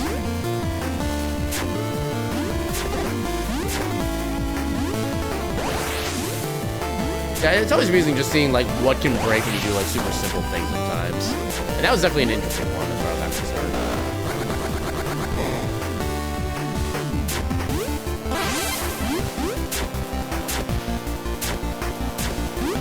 Alright, another kind of it's not like a big section, but I do have a specific set of motions I do for this one. You just take out any guards on the way that you can. Then when you get up this building right here, you want to fire a bomb right here, and then at the start of the next building. It takes 2 bombs to take out the big machine gunner guys, and they are a big pain. Their bullets have a wide range. They fire so many bullets, and every bullet does 2 hours of damage at a time. I thought I'd be safe from that. Must be thinking of a different section. But yeah, now I'm in danger.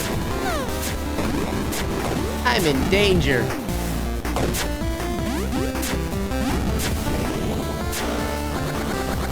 Also like how you can actually activate doors when you're in the middle of a dash, so you like dash too far away from being back into normally. Okay, so here is the first spot that we use the Father's Fury ability. So we can avoid the damage from this. We can basically just ignore all these enemies, all these bullets and stuff like that.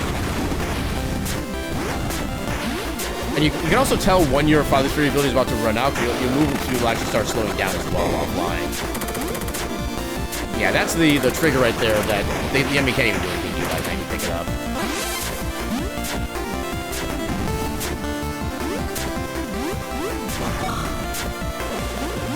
Yeah, if that guy notices you, he's actually not so bad, so you can easily lose him for whatever compared to the other ones.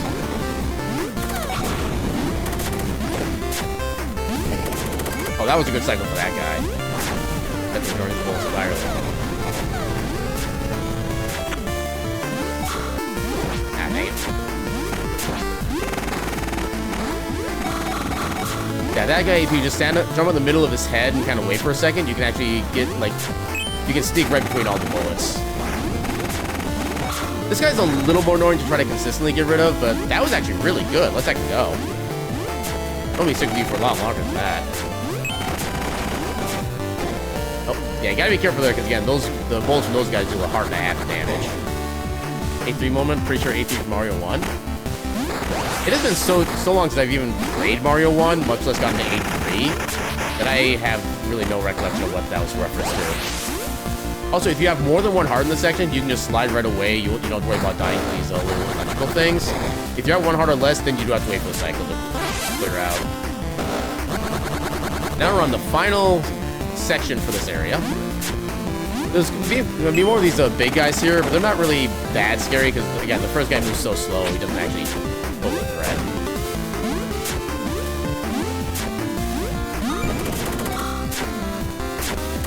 Okay, I just keep dashing. Now here you want to get the gun back up. Because these guys will annoy you too much if you don't just, like, take them out now. You can also use the bolts to take out the little bomb things there. Use this to get across. Like that. Oh, the guys throwing the hammers, gotcha. I want to say that's more of a Mario 3 thing. I don't think those guys existed in 1. Wow, 0-0, well record face. Let's actually go. Do some of best 0-0-0-0-0. Come on in, Gecko. How you doing tonight? And yeah, these are the blocks that are always the same no matter what time or cycle you're on. A couple more bombs there to get rid of these guys. Also a lot of free experience, which is nice too. Now we're finally at the boss, General Mekos himself. So this fight is interesting. The fight always opens up on the same starting cycle. Riv! Ah! Holy cow, welcome in, thank you for the raid. How you doing? What is a raid? Over with a pile of cuties. But enough talk. Welcome on in. Welcome on in, Riv and Raiders. How y'all doing tonight? I will give you a proper introduction once I'm done with this little boss right here. I'm kind of practicing the showcase for the speedrun of this game on Fastest First coming up on Sunday. And generally, if you can attack with a bunch of regular sword slashes, you want to go for that because it's usually faster than the pogoing. And also, this boss has 4 different phases he can go to after the opening phase. One, he has basically a shotgun like he has right now. He can redo his starting phase. He has another phase where he's a pistol, and he has a pistol and he kind of just jumps around everywhere. And he also has a big bomber. Okay, so this is him just redoing his first phase. Yeah, the big bomber is one you can technically do a lot of extra damage on. Alright, so once you get that first cycle done, you basically just, for most of the phase, you just kind of just do whatever damage you can to him and just basically avoid damage. The big bomb phase, you gotta do watch out for. Those do a lot of damage to you. Now we start phase 2. What you want to do here is you want to start moving to the left a little ways. Then at a certain point, you want to just stop. You want to tap left and attack, tap left and attack. Do that again for these two. You want your main method of damage is going to be basically reflecting all these grenades back at Mekos.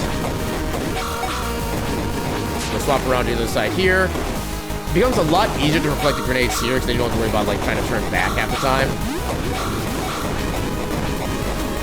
Yeah, and some of the later grenades are going to miss him just because of the way that his form just kind of like gyrates around. We actually did pretty good that cycle overall.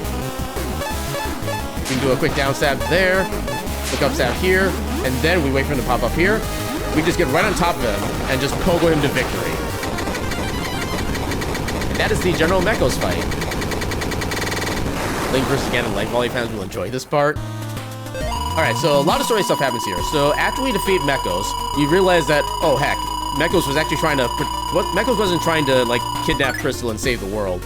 He was trying to protect Crystal from, like, the actual malevolent forces that are out there.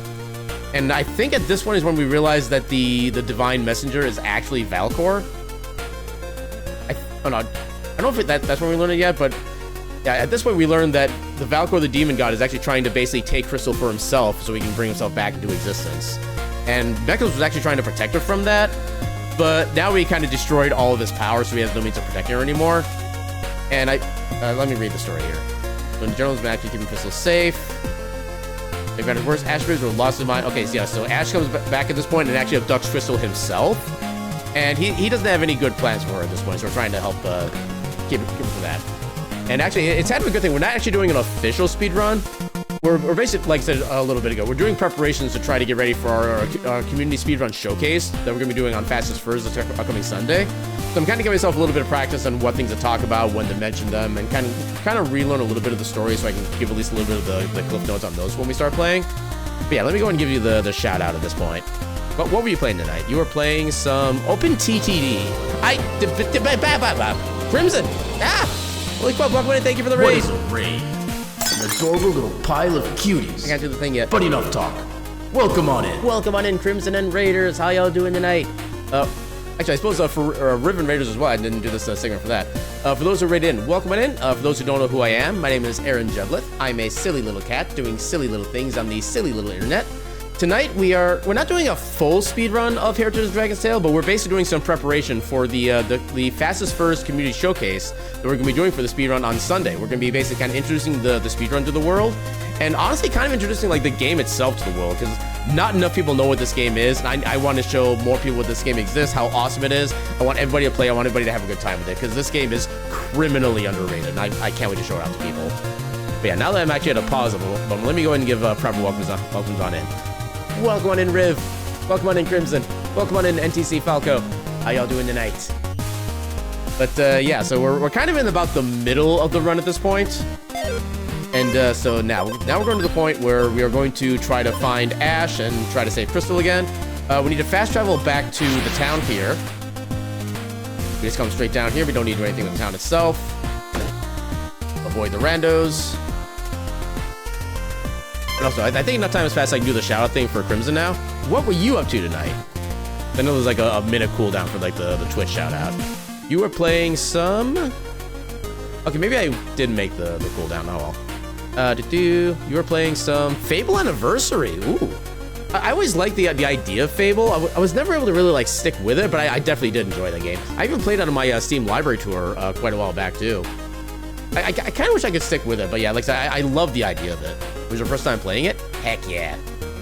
So are you playing on like a console of some kind, or are you playing on PC?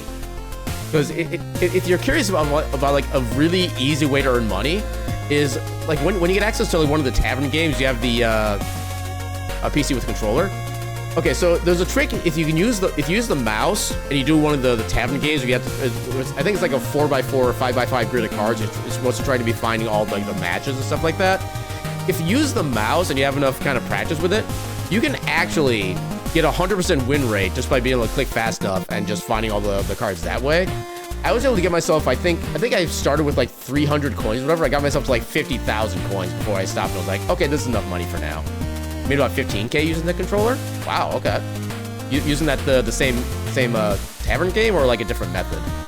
Because the tavern game for that one with the mouse is the only one I could do. I remember being pretty good with the controller when I played. It was a tavern? Heck yeah. Yay for universal strats. Yeah, I was able to get pretty good with the controller, but I wasn't able to get as good as I was with the mouse, so... Yeah, if you ever need like a whole boatload of money, the mouse is so much faster than the keyboard if you need that. But yeah, so Riv, Crimson, and all Raiders, if anybody needs to do any like post-stream self-care, like you need to go like get some food, get some sleep, you need to do chores, or just kind of relax a little bit, by all means, feel free to do what you need to do. And thank you all so much for the heckin' raids. I hope you two are doing, yeah, hope you two and everybody else is doing fantastic tonight. I still haven't played in like any other Fable games either. I kind of wouldn't mind doing so, but I don't have any real like super specific reason to try them out at all. I am also curious about the Fable 4 that's supposed to be coming out at some point as well. And part of my reason for being interested in that is honestly just the Richard Iode. I don't know how to pronounce his last name. That's probably the best I can do. Richard Iowade. I really need to learn how to pronounce it. But yeah, I love how he's like one of the side characters in the game with like giants. I kind of want to play that game like almost for that reason alone. Because he's such a cool and funny person. Oh, I actually made that. I was not expecting that. But yeah, a lot more relatively simple platforming to try to get through the next section. Also poking on fish because why not?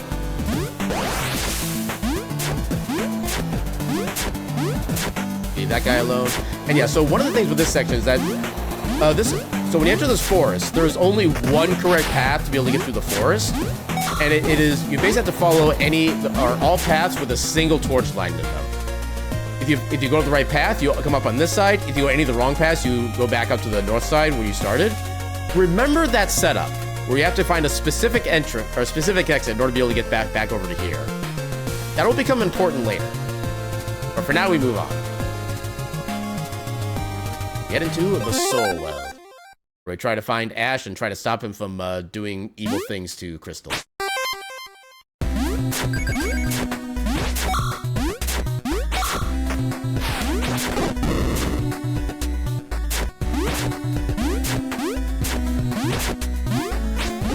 Yeah, I still need to actually implement the attack dash strat into my runs more. See if I figure out where they're useful. There is no way to actually make that an all-in-one cycle. The best you can do is you actually get in just fast enough that you actually get squished by the ceiling. The get trolled cycle, which is literally every cycle, because like I said, as far as I can tell, it's impossible to actually make that. And also those little spiky things, if they squish you, they do like 4 or 5 hearts of damage, so you want to avoid that as much as possible.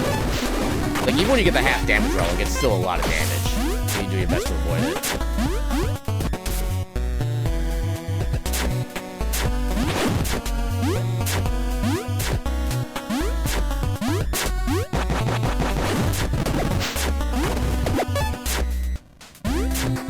Oh god.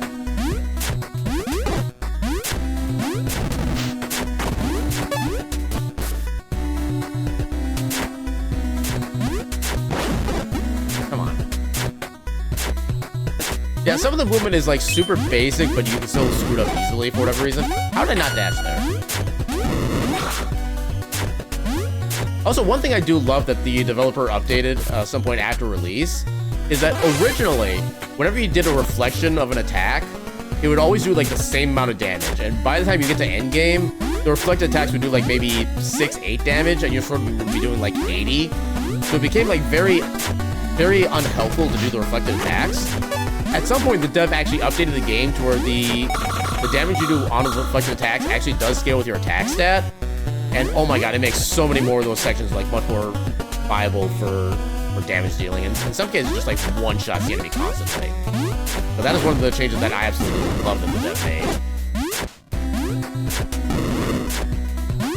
made. Yay, avoiding big damage. A long pit is long. Okay, so this upcoming section has a lot of story that happens, and we're literally skipping all of it. So we find out that... Okay, so what is it going? So one of the things we learn, this will be in no particular order, just order I remember things. We find out that Flame is actually also basically half demon as well, because the dragon god Fel was actually originally like a demon created by Valkor to basically cause havoc and destruction on the land. But eventually Fel basically kind of rises up against Valkor, saying, "Hey, stop that!" And he slashes him out of the existence, stuff like that. And then he Fel, and I forget who the... Oh god, okay. That's why you always want to have the wind spell equipped, because if you ever do like a movement angle like that, you can save yourself from hit death. But yeah, whoever the Fel timeline version equivalent of Crystal is, they basically get kind of like a soul fusion in a way, and they're basically, I think, kind of always together in whatever future lifetimes they have. But yeah, that's when we find out that Valkor is not only like just trying to take over the world, stuff like that. I believe he's also like the kind of like the father of gods, known as Vaughn. Either that or he was like a avatar version. I always forget what the actual relationship is between Valkor and Vaughn. But yeah, they're kind of essentially one and the same is what we find out. And they are trying to literally destroy the world. And as part of the process that we were trying to stop, Ash effectively tries to kill Crystal by sacrificing her in a ritual, which manages to not go completely successfully because of a seemingly random little gift that Crystal gave to Flame at one point earlier in their lives, where it was basically a little trinket that she gave to him actually contained a fragment of her soul. So even though Crystal is effectively dead, her soul still at least remains in some ways. Also, we grabbed that tower for a fast travel point. But yeah, since there's still a piece of Crystal's soul that exists, there's still a chance to be able to defeat Vaughn slash Valcor. And one thing that Valcor has tried to do to help destroy the world is he basically set out 3 demons to kind of like destroy their world in their own ways. And so we need to fight each one of those 3 and take them all down. And one of the cool things about this section is that you actually have the choice of which 3 you want to do first. You can do the fire region first, which we do in the speedrun first. You can do the dark region first, or you can do the ice region first. And you can do them in just in any order you choose. I feel like this section was probably intended to be done last, because this is a very tough section to do, especially when you're like relatively low level / early game like we are. But there is a very useful ability that we get. Also, you want to avoid as many sources of damage here as possible, because everything here has some amount of chance to set you on fire. And fire is probably the worst. It might be tied for the worst status effect, but it is one of the 2 worst status effects, along with Curse, which we will get into, because I'm sure we will get Curse. Okay. So, ooh, a speed bubble, hello. So that is one thing we do need to contend with as well. We need to contend with the occasional lava pillars. Some of the times, there will be a little gap above the lava pillar we can use to kind of sneak through without having to wait for the cycle. Sometimes there isn't that option. And the worst part is that those lava pillars have like a 99% chance of setting you on fire. And if you land in the lava down there, that is a 1000% chance of getting set on fire. So again, you want to try to avoid as many sources of damage here as possible. Also, you can attack the fireball things. I don't know why you can attack the fireball things, but you can attack the fireball things. Yeah, Ash does a ritual and has a 5th seal in the temple, releases darkness demons, 30% die. Flame was in a coma for 6 months after being killed by Ash and revived for a soul fragment. Valcor is taken over Elysium. You did watch that casino earlier today? That definitely helps, yeah. Yeah, we do fire specifically so we get the half damage. I've never felt brave enough to do like the rest of this game without half damage. Are you serious? Okay, I've never been stunned, but still had momentum to fall off the ledge like that. That's actually a first. That is a hashtag that's never happened before moment. I think we can still make it across to the checkpoint without dying. Yeah, it's me right here. Also, the lore of this region is child sacrifice. Oh yeah, I forgot there was like a lot of like sub-lore to each like the evil gods here as well. I forgot a lot of those. Yeah, I know when I plan on doing the community showcase, and if we ever do manage to get into the fastest version event proper, I think probably I would focus more on just like the main story events, as far as like what happens with Ash and Flame and Crystal and Necklace, stuff like that. I'd probably say like the smaller stuff for more like to let people explore and enjoy the lore on their own time, kind of stuff like that. Yeah, so we're not like giving the entire package away. Yeah, if you slide through the flames up top, or flame slides up top, you won't take any damage. And I usually consider that to be my primary strategy, and it's a lot safer. But you can also do the bottom one, but you can still get caught by the shockwave and get stunned. So I don't like to do the bottom path if I can avoid it. But if you have to, then just you have to. You can make it that one if you're just fast enough. You get ahead of this one before it comes back up by going fast.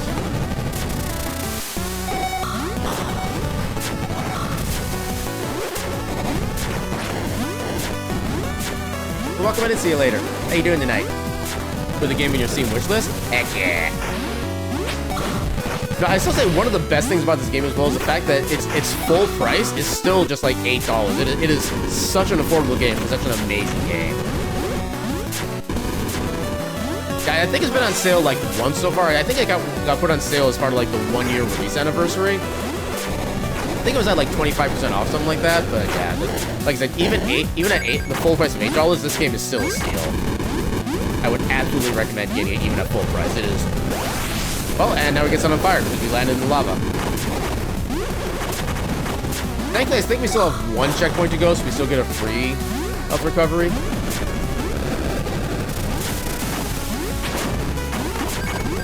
Actually, hold on. Level up. That's a good way to recover health, too.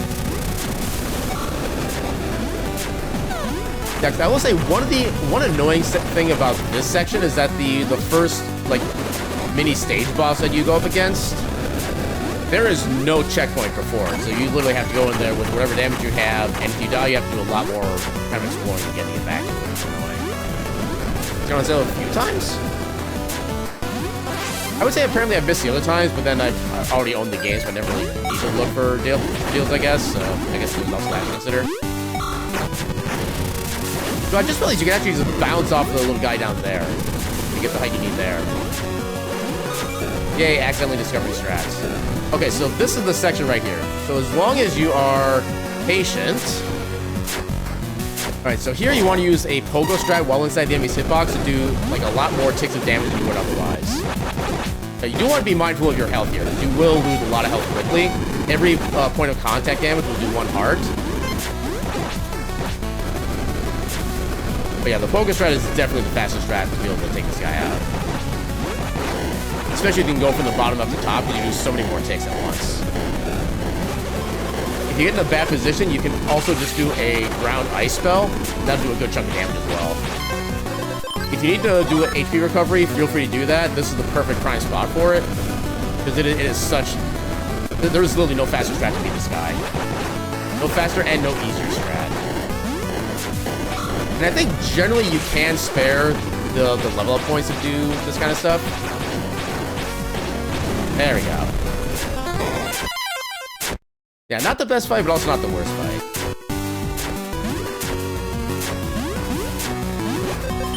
That again. You're up to 2,454 games on your wish list.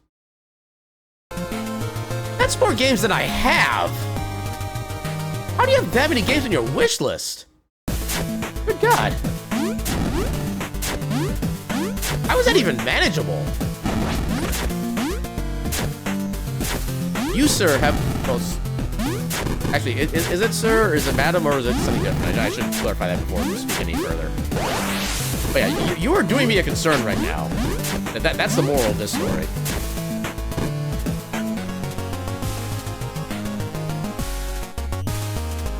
You are a sir? Gotcha.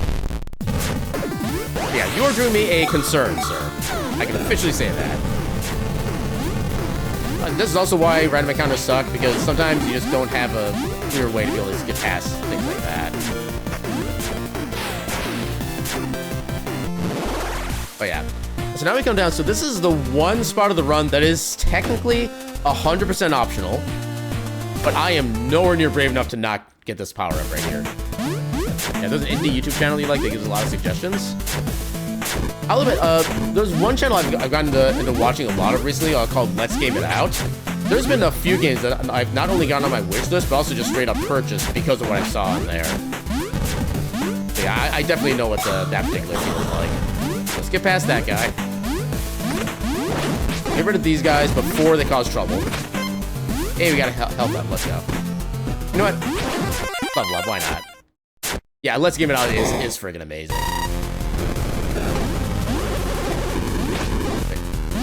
Oh, you don't have the power yet for it. For some reason, I thought I had Father's Fury built up.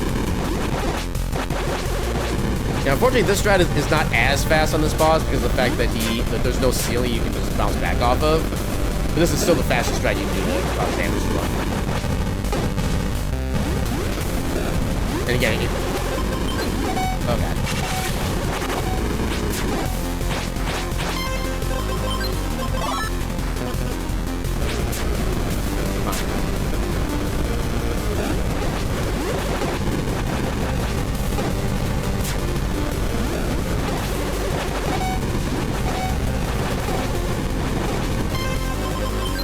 Actually, no, I have a potion that can do.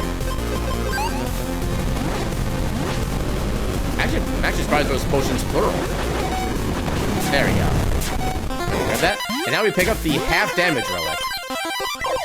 And we'll save him quick as soon as we pick it up so we can not worry about going through that map again. But yeah, now all attacks against us do half their normal damage. I don't think status effects are affected by that, because I think they're a consistent rate. But yeah, we take so much less damage now. It makes everything so much easier. More safe. Yeah, now use it at Mekos, so I don't typically have it here. It's not Mekos himself that we use it at. It's at a section, like, just before Mekos. Oh, wow, that movie actually worked. But yeah, there's a bit before Mekos that we avoid because, like, the big machine gunners that we try to avoid all the damage and stalling from.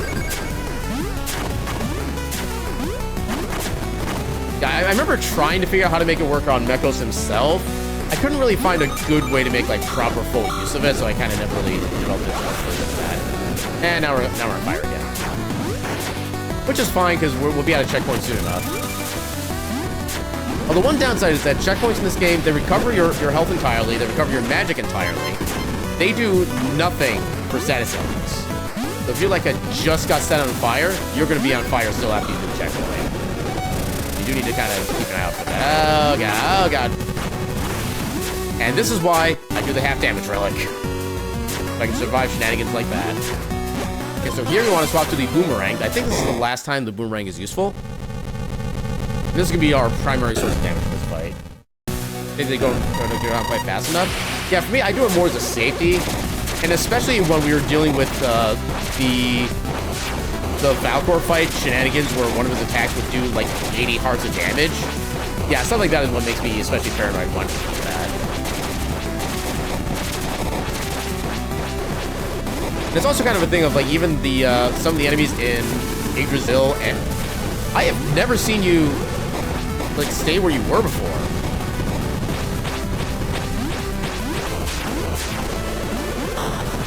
We're seeing all sorts of new things tonight.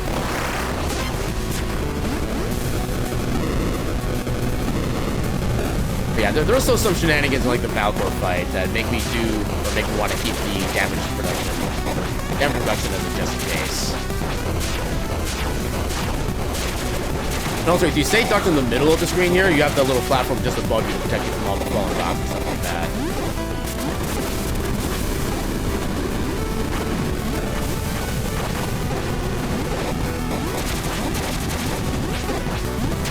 There we go.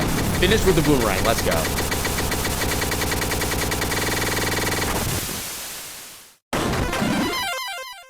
I don't think I've ever seen him rotate like that before. That was new. Yeah, I appreciate that bridges come back in a case like this.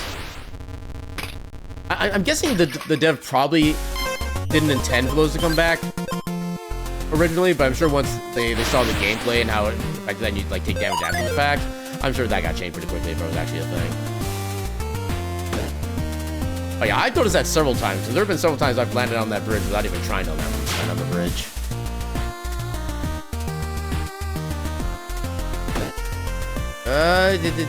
Okay, that was good. Or you sounded lava in the cutscene and looked silly, maybe? See, I would imagine, like, if the fight was originally not scripted to put the bridges back up, I imagine Flame would still be taking damage during the cutscene. So by the time you enter, like, the next stage normally, you would just instantly die upon entering. Now, if that was actually what happened during that, I have no idea. But if that was, I imagine that got changed, like, instantaneously. That'd be kind of like a fun little lore thing to ask about at some point. Also, the one time the actual flame spell is required for progression. And it's like 75% of the way into the game, but I still find it useful.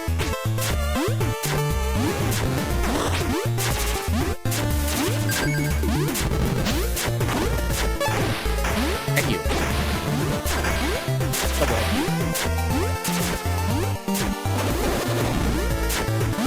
Yeah, there are pits in this section, so you do want to be kind of careful. They're not too hard to avoid, but they do exist. Also, that's another bug I keep meaning to report but never think to. If you dash through or right after that screen transition there, you get like put back into the very leftmost section, like half a second later. Yeah, it depends. Going through the doors of Mecho's forces make you invincible. Well, part of the thing is that that's from actual enemy attacks. I don't know if, like, environmental effects would be any different.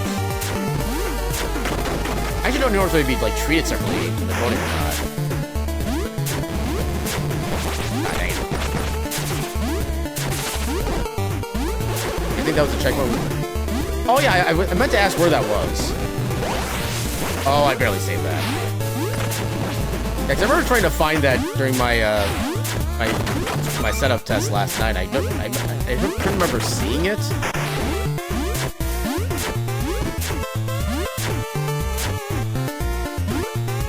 Oh, okay. Now, yeah, I see those little damage in the wall here.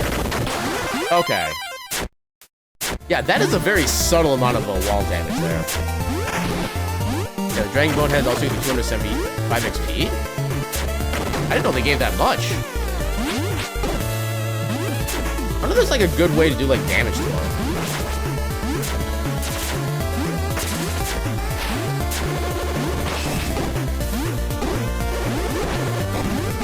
Yeah, 'cause I know like everything about them does damage. 7, 8, 9, 10. Actually.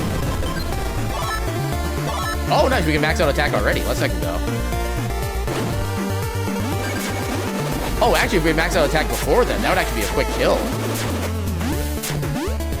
Yeah, I didn't realize they gave so much experience. Also, no, I am not trying that on the zombies. You cannot pay me enough to do that on the zombies. The zombies are the one enemy I refuse to, like, even touch. Because of how annoying they are. Oh, and there's poison again.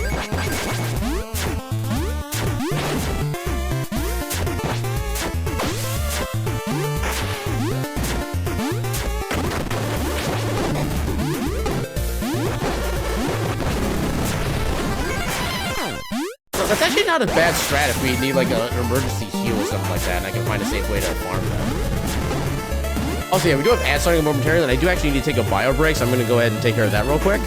I'll run a few minutes of ads, I'll turn the BRB on. We'll be back in a few minutes, and until, yeah, we'll be back in a few minutes. We'll roll some ads because nothing else happening. And yeah, we'll be back momentarily. Until then, burp.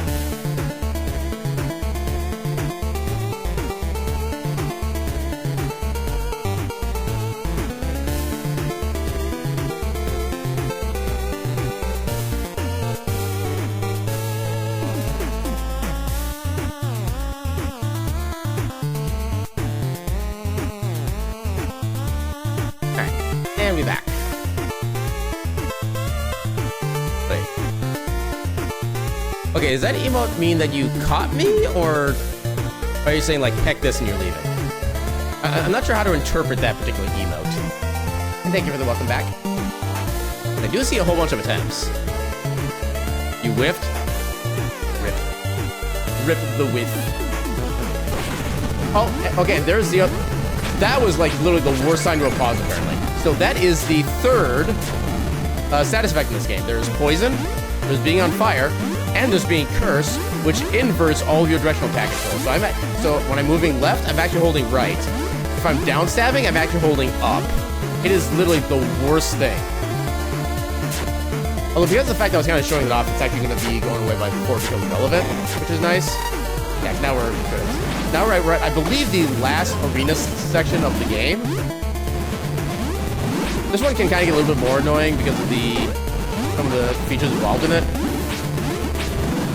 Specifically this guy, who will also curse you if you give him the opportunity.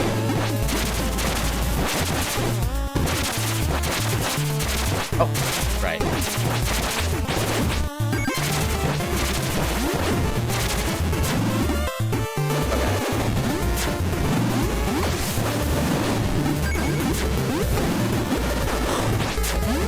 One thing we do want to try to do is want to save the kind of purple void shooting guy, because his reflected attacks do a bajillion damage. Use them on basically every enemy to take them out hopefully faster. Funny how you can have all three negative effects at once. You have to actually try to get all three negative effects on you simultaneously, I think, which is still kind of a good thing. Yeah, they are. I think it's like only like maybe one section of the game that's even a possibility. If I remember right. Oh my god, please! I didn't have wind. Yeah, it just happened to you accidentally. That's usually how it works. You don't realize it's a thing until it just suddenly happens out of nowhere. I'll say one thing I do appreciate about this game as well. Yes, although another thing that is has not been explained yet. Whenever you die, if you have any consumables or any like ammunition that is at half or less of its capacity, like for example, if you have 40 max bullets and you're at like say 15 bullets, the game replenishes you up to half of your max capacity. So instead of having 15 bullets when you respawn, you're at 20 bullets. If you have like 1 boomerang instead of your 8, now you have 4. So even though it doesn't do that for like your health potions or anything like that, the fact that it does that for your ammunition, I think is a really cool thing. Okay, thankfully he's not able to grab on to us. Friend? Yeah, I was going to comment on that, but then I got distracted by the other thing. And yeah, once you beat an arena, it is beaten permanently, even if you die, which I love that as well. Basically, if you accidentally screw up like that in the speedrun, you're not like double punished for it.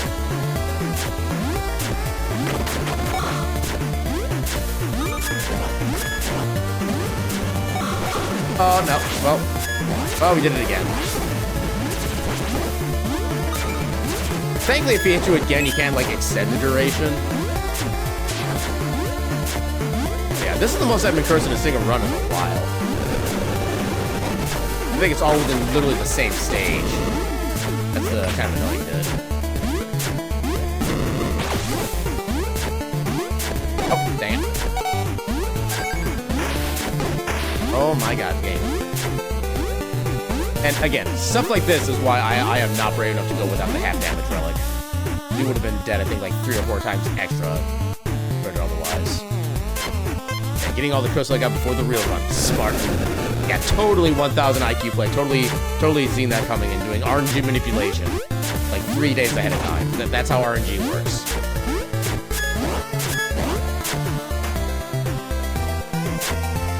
Also, you can skip that. It's never a good idea to do so. Because every time you think you feel comfortable enough, like, I can't die in this section, that's when you die. So always pick up that checkpoint. Just straight up. Friend? Friend! Let's play the run away from the friends game. Running away from my friends. Running away from my friends.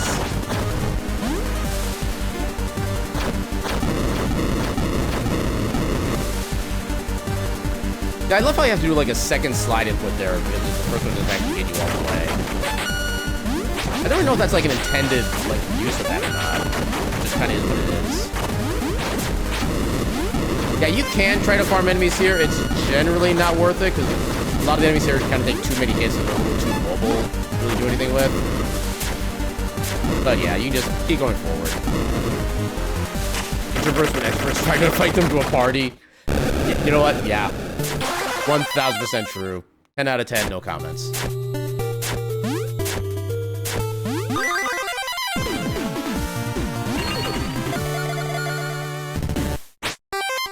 Yeah, I'm actually amazed we were able to max out our attack so early. We used to like barely have enough level up points by this stage of the run. I mean, I guess we have died a good number of times. I think we did do some extra enemy kills. Maybe that's also part of it. Weird how there's 2 XP bits, one after the other. I've always been kind of curious about that. But I'm like, hey, I'll take free experience.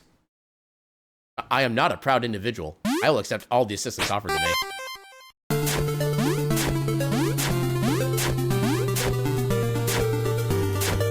No, I kind of wonder if maybe the dev planned for like another section to come after that, but either decided just like not to make it, or maybe it's just like maybe there's an entire section in this game that is glitched out of the game, but we're just not aware of it. Also, this Gargoyle statue here will ask you a question. The answer is always 5. The question being is how many statues or how many paintings in that room are of basically the owner of this castle, basically Deegan. And it's kind of a trick question unless you actually read the proper lore.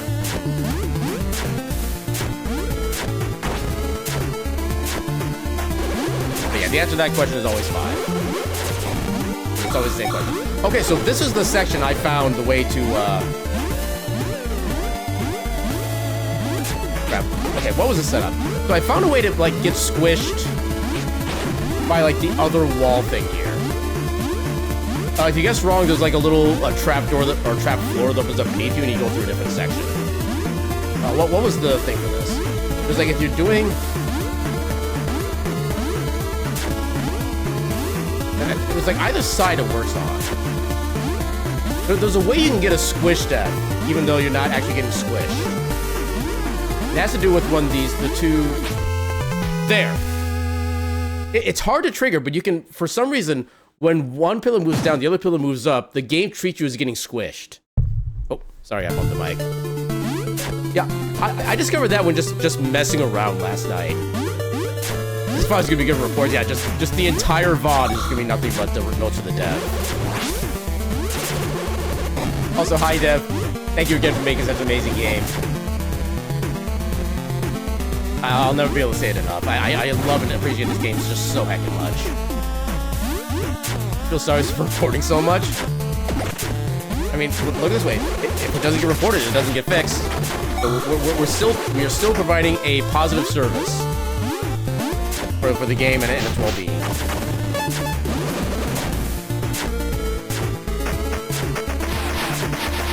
And I would imagine that the dev is like just probably still like maybe slightly mind blown by the fact that people are still just loving this game and playing it as much as it is after all this time too.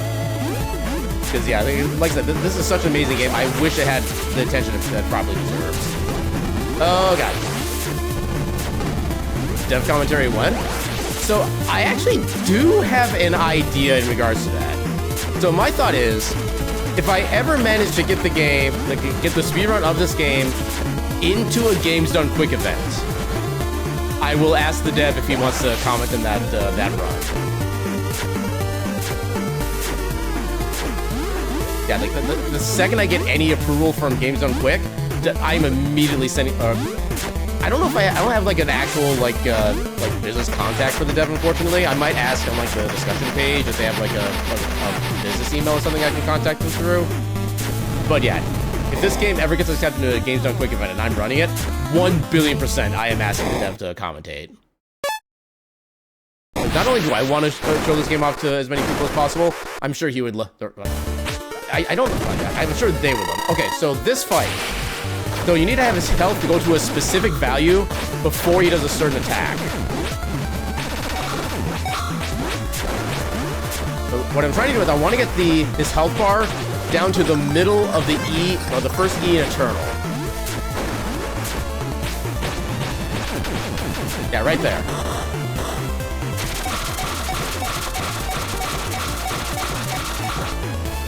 What do you mean that wasn't enough? Dang it. That was enough before.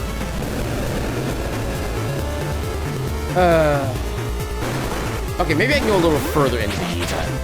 Because there's a certain point, it's not right at 50%, it's like just before the 50% mark of his health that he triggers like the transition scene early.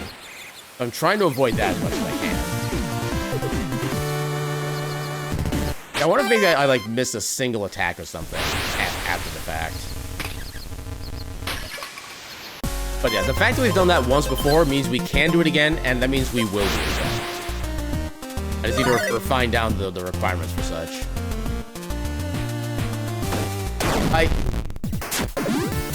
And sometimes there's just no way to react. So like, it's happening, you may as well enjoy it. That was actually not a bad random encounter though. Nice and quick, we got a modest amount of XP out of it. Oh god.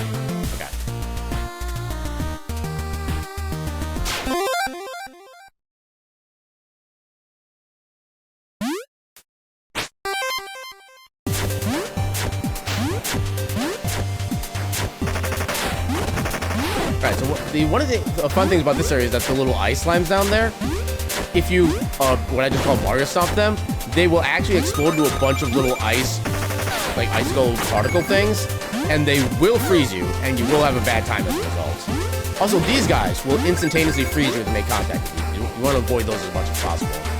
Especially in that they are always hovering over pits, which means if you get frozen, boom, you're just straight up dead.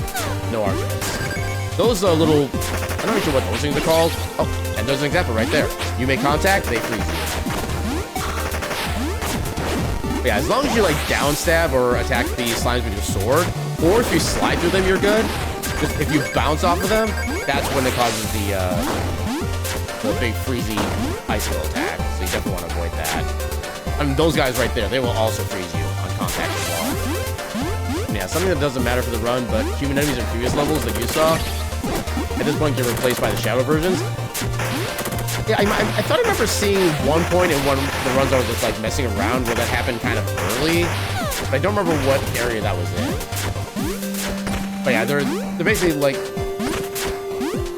is there a proper term for that variant, or is that not even like addressed? They also have more HP, stuff like that. I actually didn't realize they had more HP. That bit is actually new to me.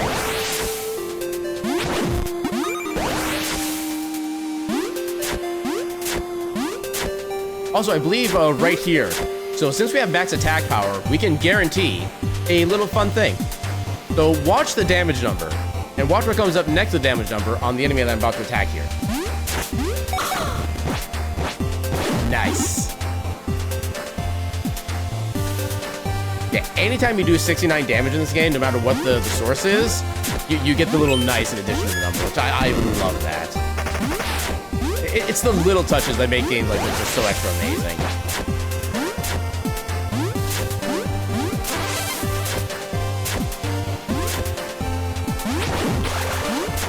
Yeah, keep up when we have absolutely no need for them.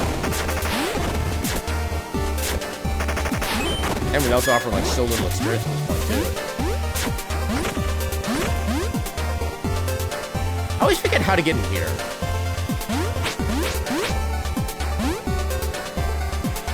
How is it you get in there? Nothing to do with this, I don't think.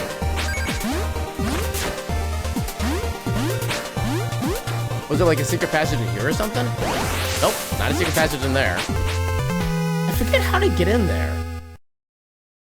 I remember being so stumped by that. Eventually I figured out how, and I'm like, ooh, I'm definitely gonna remember this. And then I forgot it like a week later. How do you get in there?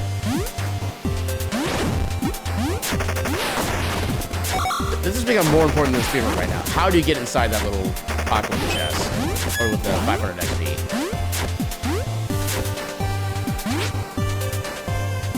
You need a bomb for this? Oh, you do need a bomb for that, okay. All bubble percent. You know what, that honestly wouldn't be like the worst idea for a meme category.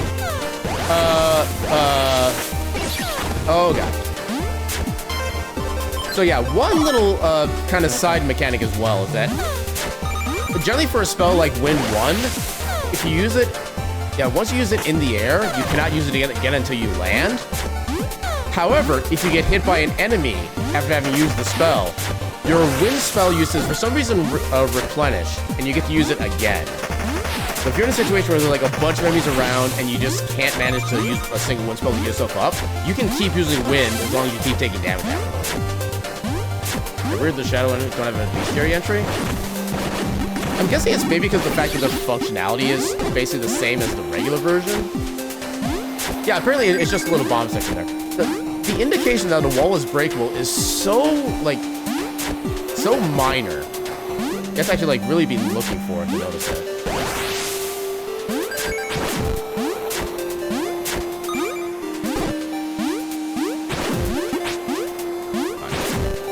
There we go. Yeah, such a long sequence with some wind effect. That's why I try to avoid attacking like half the enemies here. Because they will still get you no matter how good you think you are in the game.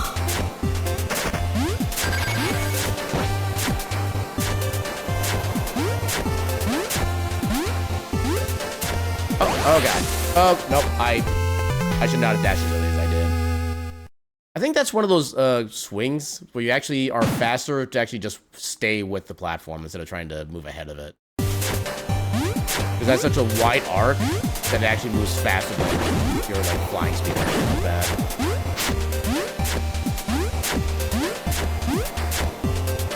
Oh, we get to see this movement again. There's something like, oh god. Again, Wind 1 is the best spell in the entire game, bar none.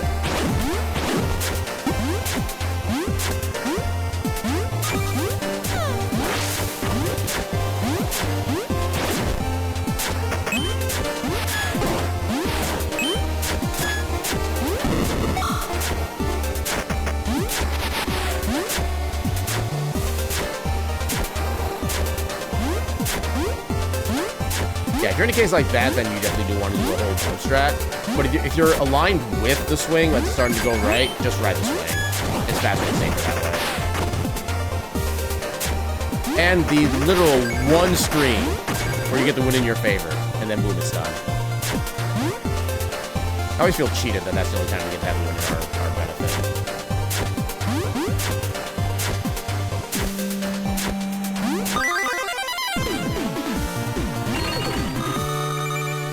Yeah.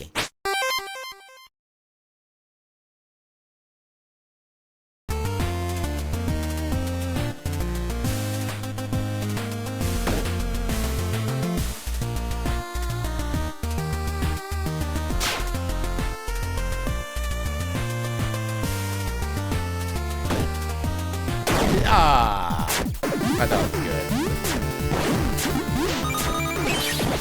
Dang it. Oh, freeze loop, freeze loop. Yeah, that's why you want to be very careful around the, I didn't think I'd make that. That's why you want to be very careful around the ice slime, because they will absolutely wreck your day if you give them the chance. Especially when there's like a whole bunch of it, they can just like stun lock you like that. Thankfully, the enemies there don't really do a lot of damage per se, but yeah, it's still annoying. Yeah, speaking of really short levels, exactly. This one's like, what? Maybe like 2 segments long tops?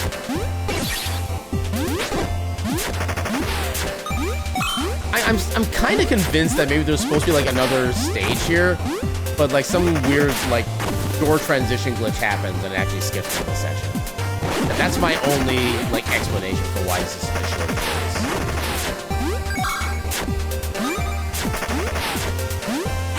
Dang it. Heck you. Heck all of you.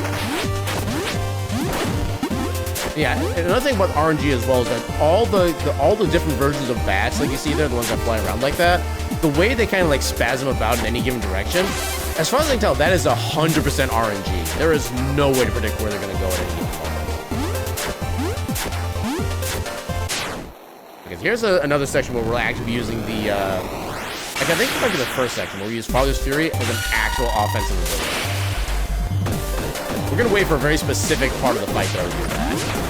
That way it's actually like proper effectiveness.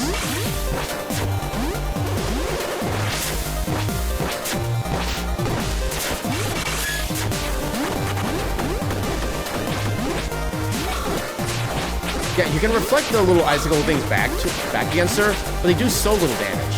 Okay, here.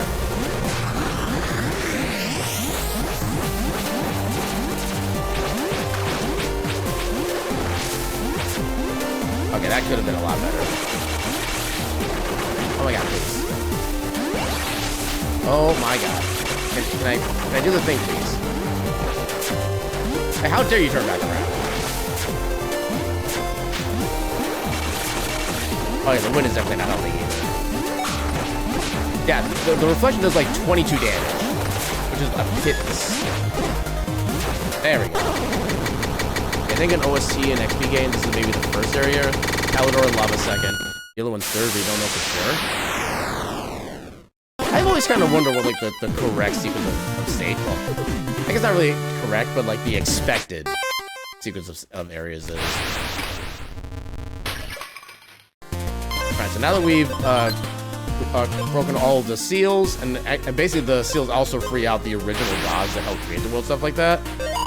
And now we have the big fight. Let's now face our own brother, Ash. Everybody knows the electric seal break? I'm not sure if I've ever even like thought about that.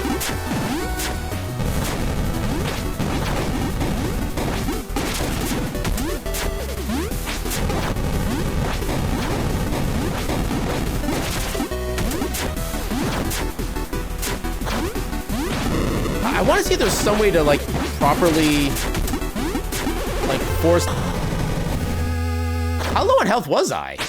I didn't think I was that low on health. Try that again.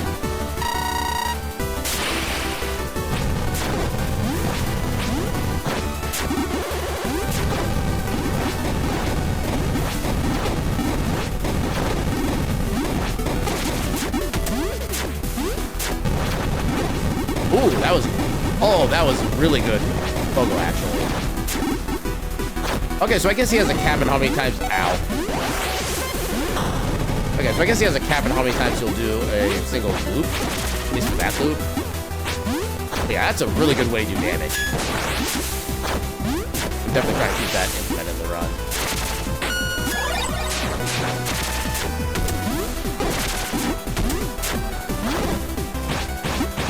Also, despite the fact that this game gives you like a billion Father's Fury fragments, I have not found a way to actually make the Father's Fury like viable as a proper strat. Dang it. Yeah, for whatever reason, if you pogo Ash enough, you'll actually just like restart each attack saving that he does. I was really low? Okay, I didn't realize I was. Oh, I forgot I was on fire. Okay, that definitely was then. But yeah, rip Ash. And now we need to return back to Yggdrasil. And so, remember what I mentioned earlier about how this forest up here, you had to pick a very specific path to go to a very specific exit in order to exit on the right side? Well, now we're coming back in from the other side. So you think we'd have to go to a specific exit in order to reach the front again, right? No, you just leave. You get right back to the entrance, quote unquote, of the forest. Yeah, that is definitely a, especially like, given everything that Flame has been through up to that point, to have to go through that. Yeah, it's just it kind of like twists the knife a little bit, the story. But yeah, that right there is, as far as I'm aware, the one glitch that is actually like helpful for the speedrun time-wise. Do a super misled wasn't fault? Absolutely, yeah. And part of it was like, I think the fact that he kind of gave himself the ethos of like, you know, my desires don't matter. I need to only help Flame on his side. I think that that level of like self-denial of basically happiness is, I think, kind of what helped hold the door open for that kind of malevolent influence as well.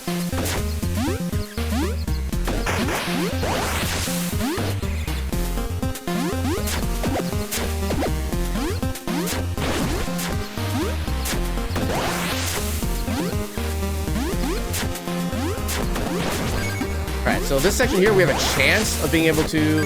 Nice. For some reason, the cycle there can be kind of random as far as like where it spawns when you enter there. But for the most part, you can just do the jump, wind spell, and then dash onto that platform. And you can skip about like a screen and a half worth of additional platforming. I think it saves like 10, 15 seconds, something like that. And there's gonna be another instance of that coming up later on of basically... Okay, we got caught like in the corner here. Can I replicate that? Because sometimes you can get like caught inside like a corner of a block.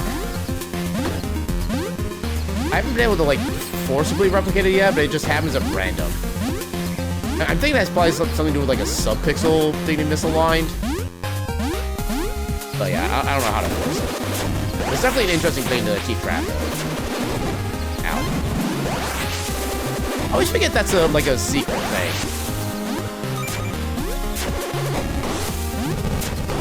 Also, I miss when that guy would just fall through the floor of the pit. That was one of my favorite things in the stage. Yeah, after the Ashbite, you learn of all the lore of the creation of the world of Back Towards Your Eyes. Aaron collecting glitches for this glitch exhibition. Another fine specimen for my collection. I don't think that's the actual line, but that's the best I can do. I've never actually seen it. But yeah, camera, actually, what is the link between Valcor and Vaughn? Because from what I can recall and tell from the little like story blurbs that the game gives, they seem to be basically the same being. One of them just like a mortal version of the other, but I'm not sure if that's accurate.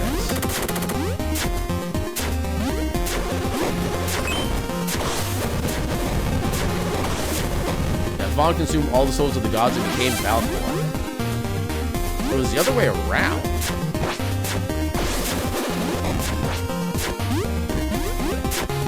Okay, at that point, though, what? Okay, that would explain the fact that he has, like, the elemental dragon heads of every single element. I didn't even think about that. But the thing is, I would figure, like, the Vaughn and Valcor names would be swapped around then. I would think, like, the four-phase fight would be Vaughn, and then the big Ultra Demon thing would be Valcor, but...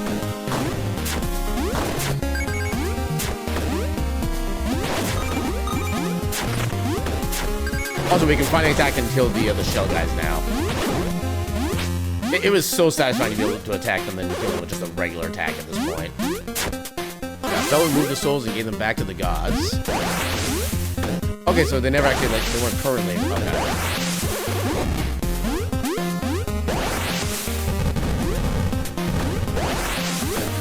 Okay, so if Vaughn isn't just, like, the god version, what/who was Vaughn again specifically? I have to watch the cutscene again. You did watch it a couple of days ago, though. Yeah, that's kind of one of those things that, like I mentioned, just never really fully stuck in my mind. Also need to get another magic up.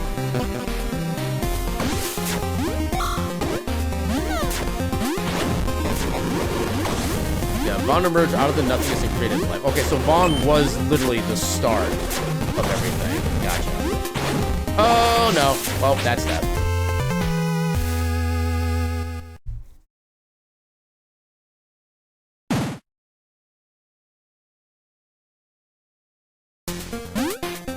Okay, at least we can do this fun bit again.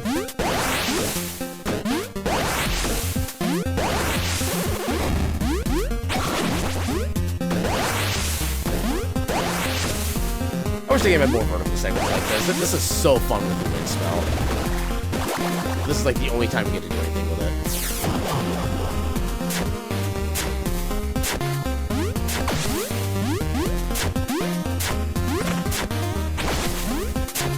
Wait, how did you double jump? That seems weird. So you also learn your Fell Reborn for certain to get the sword upgrade. Dex, I think you do get told that you're like in a... I think it is the Reborn. I think you do get told that before then, but I don't know like when it becomes like official or whatnot. Or I think maybe he was told that he was like an ancestor of Bella originally. Maybe not actually like the Reborn part. I'm gonna butcher all the story stuff by the time I do the showcase, and I'm gonna be so bad at it. The key thing is you want to make sure you touch the ground again there, because if you don't, you do not actually gain your wind spell back, and then you just fall into the pit and die. And dying in a speedrun is slow. But it is highly advised against.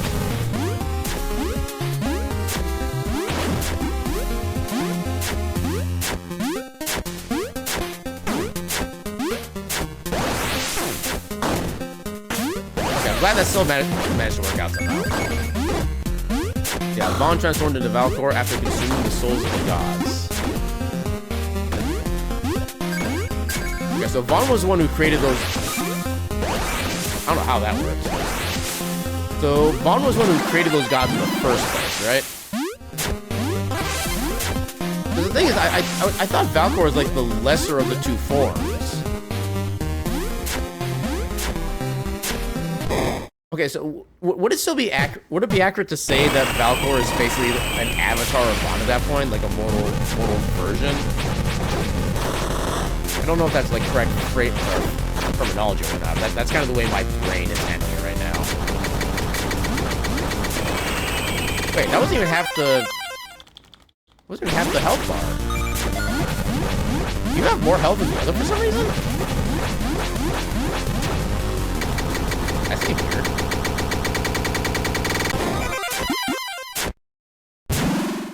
Also, yay, a bunch of dots we have absolutely no use for.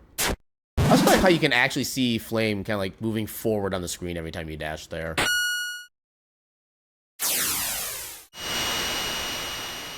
Like the camera has like an actual top speed and you can actually go above it with it.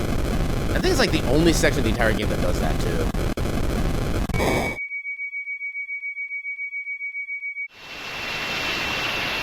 Pretty light.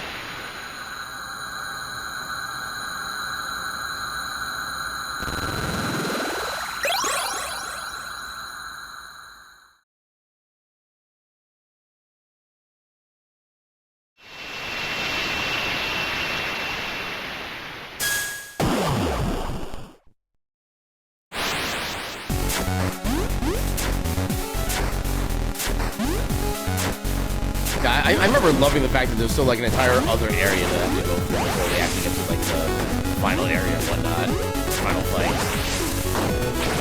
Especially just like the way this area is designed and styled too. You get like the random like sideways Saturn there as well. Yeah, just the entire concept of Elysium as it is second amazing. What do you mean I didn't poke off that guy?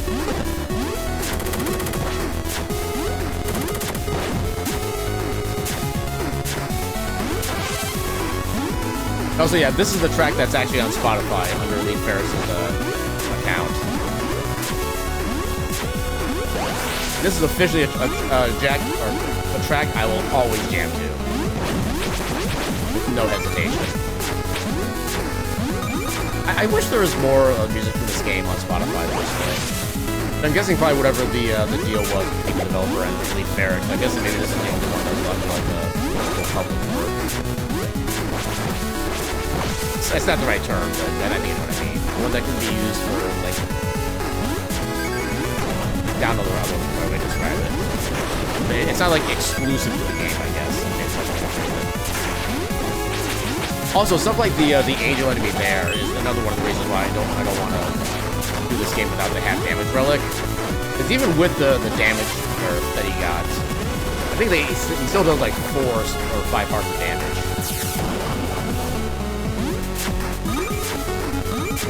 Given that I usually try to save my level ups for...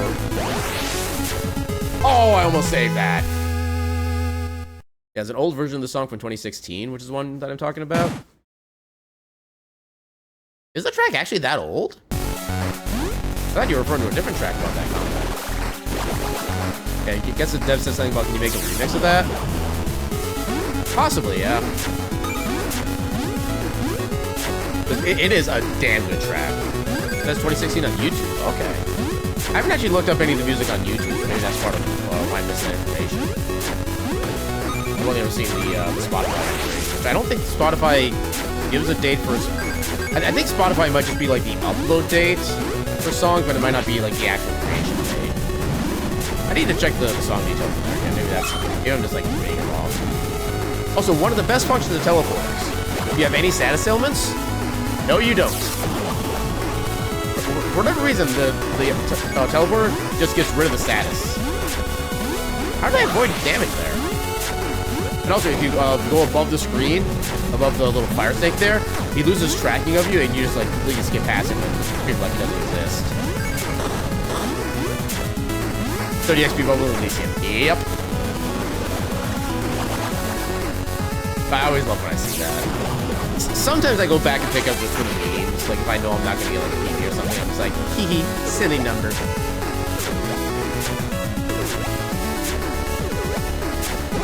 Oh, what do you mean you still grabbed me? Heck, you know what?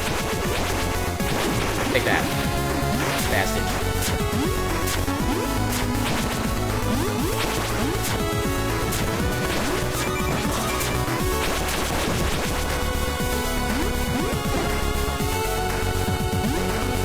No, I love how there's a decent amount of hitbox on that. You can actually stand safe without taking damage. It's like low-key one of my favorite things. Another little minor sequence break that skips I think that only skips like a little bit more than the other skip does, but yeah, we can skip a decent amount of platforming with that trick. Nope. Dang it. I am really bad at judging my dash distance.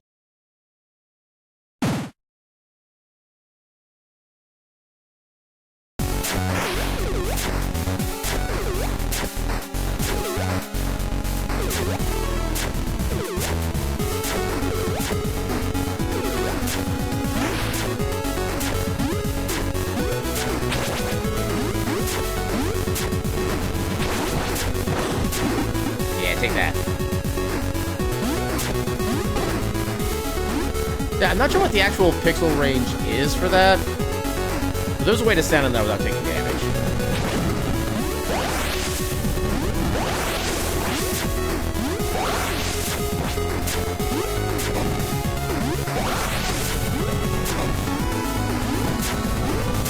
There we go, that's more like it. Okay, I like how they simultaneously got a little bit of pain. Precisely the same one.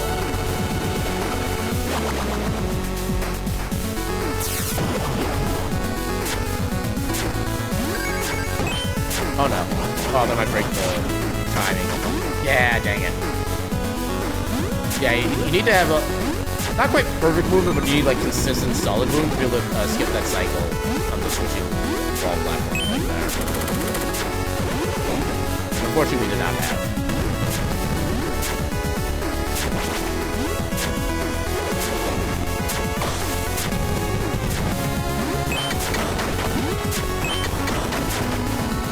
Yay, bombs we don't need.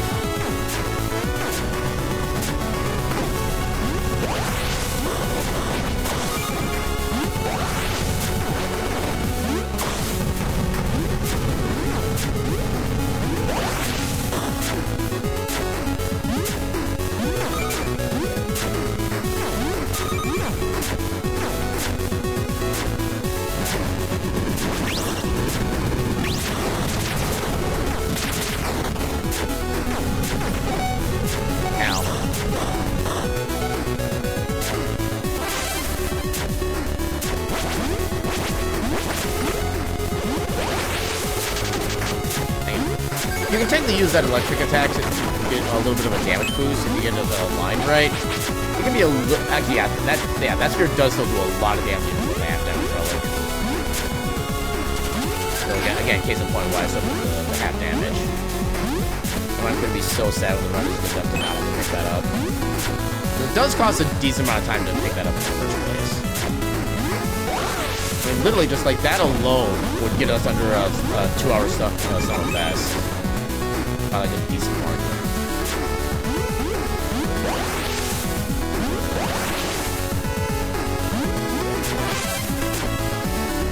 No body, no half damage relic.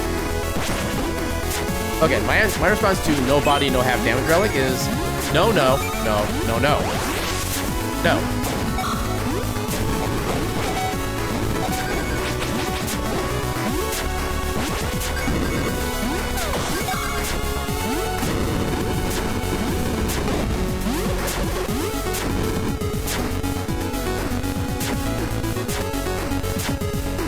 Allow me to say it in Spanish as well. No.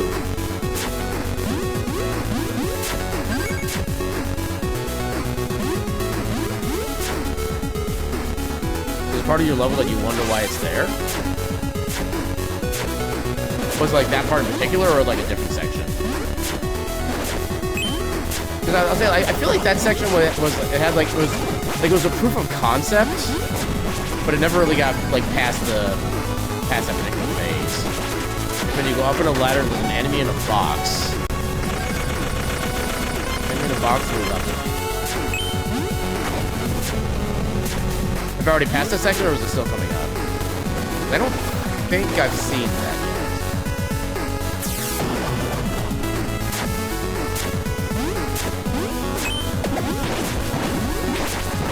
So it is always possible that maybe it's the enemy's still there because for some reason the level or like the game itself would just break without it. I know there are some games that do like keep cut content inside the disc itself or disc or cartridge because for whatever reason if they try to change anything with it, it breaks like half the other like calculations and whatnot. I wonder if maybe that's the case with that.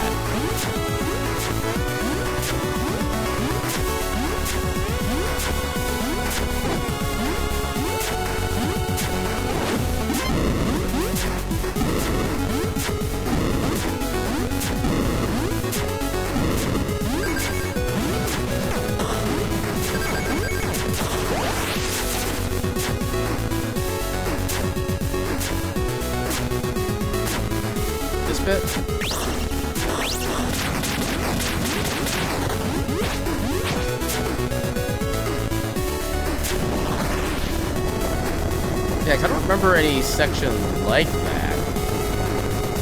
I did pass it? Okay. I don't remember seeing anything like that, yeah. Yeah, definitely show me later. I'm kind of curious what section that is, because I don't recall it offhand.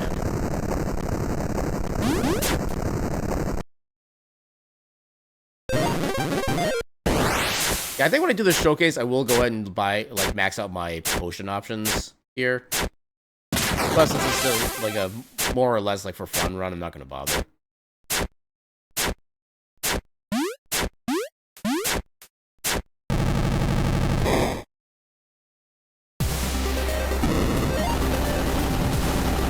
Shut up, Valcor. Not my real father.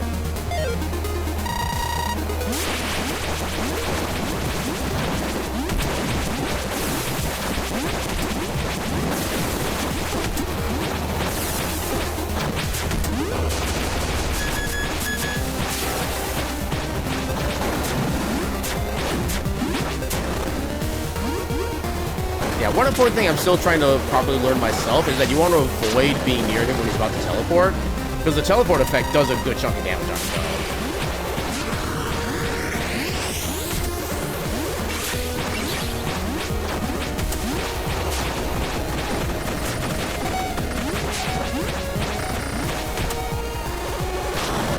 Yeah, despite the cutscene, Valcor returns from the messenger into this form and grabs flame with a shadow hand.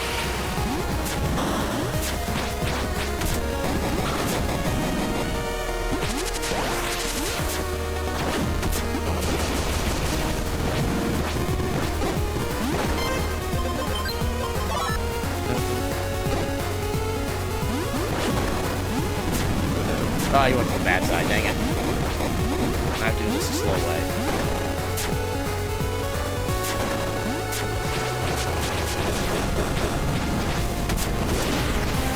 There we go.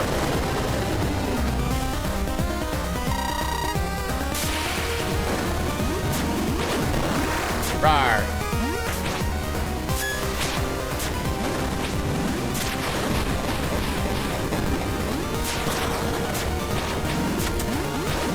Big damage time. Oh, hell yeah! Oh, that was an amazing section right there. got like most of the shadow attacks back. I love the fact how... What was that sound? I have never noticed that sound there before. But yeah, I love how every instance of damage I do there is like 1,000 damage. Can you imagine you get enough of this game within like the iframe windows? Yeah. Right, read the things at the portal.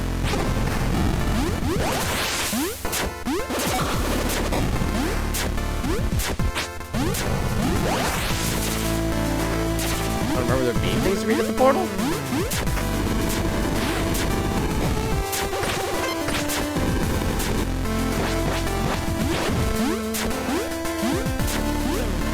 Oh, there are things to read. The Fallen's last rite, as spoken by the Savior, fell when he banished Valkor's followers into the abyss. Power, endless life, wealth, and vanity you sought on the earth. Power, endless life, wealth, and vanity you shall receive. For your wickedness against Mineria, I fell, banished you to the void, where your endless power will leave you wanting. Your immortality will leave you begging death. Your possessions will serve no use, and not for any but yourself shall you give concern. There will be no rest. You shall choke on the black mist night and day. The endless storm shall ravage your spirit. Your guilt shall consume your every waking moment. No gods will hear your cries. And thus shall it be from everlasting unto everlasting. Damn!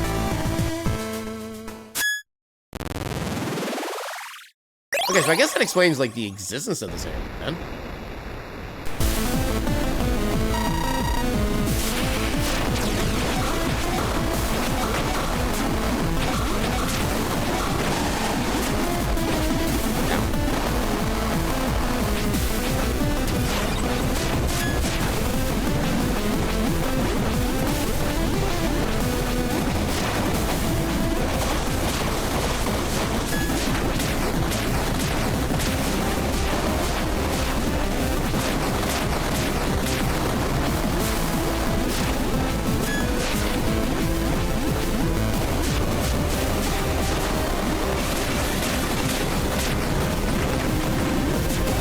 Oh god. Help. Yay, help.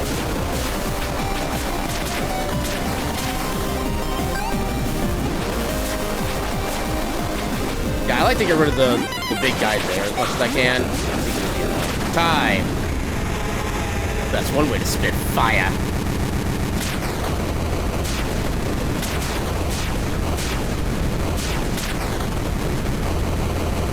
Yeah, especially if he keeps his head low like that, the ability to use the Father's Fury to do so much extra damage for free just makes that fight so much easier and faster. You could technically try to wait to make it a thing to like recover your health if you get low on it, but I feel like it's better to just use it straight up for damage.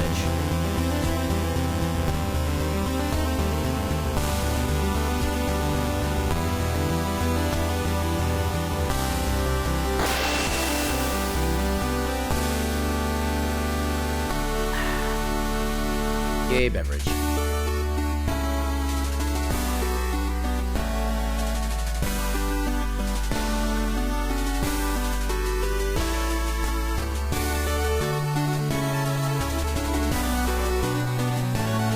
The intro to the final fight is so good with cutscenes on too.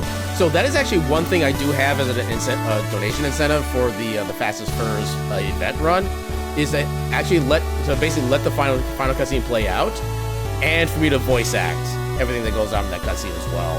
Because that is one of my, well, in this game in particular, by far my favorite scene in the entire game, because just the way it introduces the boss, like piece by piece, and as his anger just like continues to grow during their discussion, it is so perfect, and I definitely want to show that off if I can.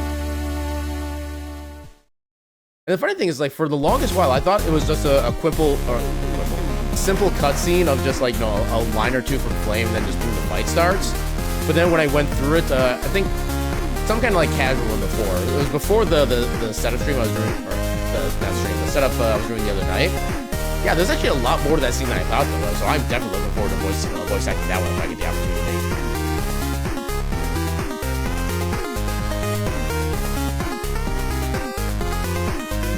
But yeah, so while the credits play out, let's go see who's available to raid.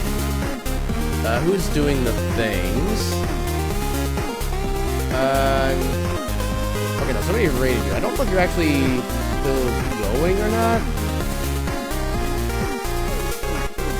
Okay, you're definitely an option. Give you as a potentiality. Oh, wait a minute. Somebody is still streaming later than I thought they'd be streaming. Let's go. Actually, double check, make sure there's nobody else is like super exciting I want to raid into. Oh, wait. Hold up. Oh god, now, okay, now everybody's starting to stream that I want to watch right now. Alright, where did you go? There you are. So, apparently, I don't know if this is their first one or not, but there is a bean who's doing a Link to the Past randomizer themselves right now. And I want to definitely give them some heckin' love for that. Let's give Resdra a good old heckin' raid. I don't know how much longer they're going, but I definitely want to support them as much as possible. But raid message. I think we'll do just something simple. Ready for the fastest furs showcase for this speed run. We'll just do something like this. We can kind of get a little bit of extra advertisement for it. But yeah, we'll go say hi to Resdra. They're doing a Link to the Past randomizer. I have no idea where they're at because they don't have a tracker. But yeah, we'll go say hi to them. Wish them the best of luck.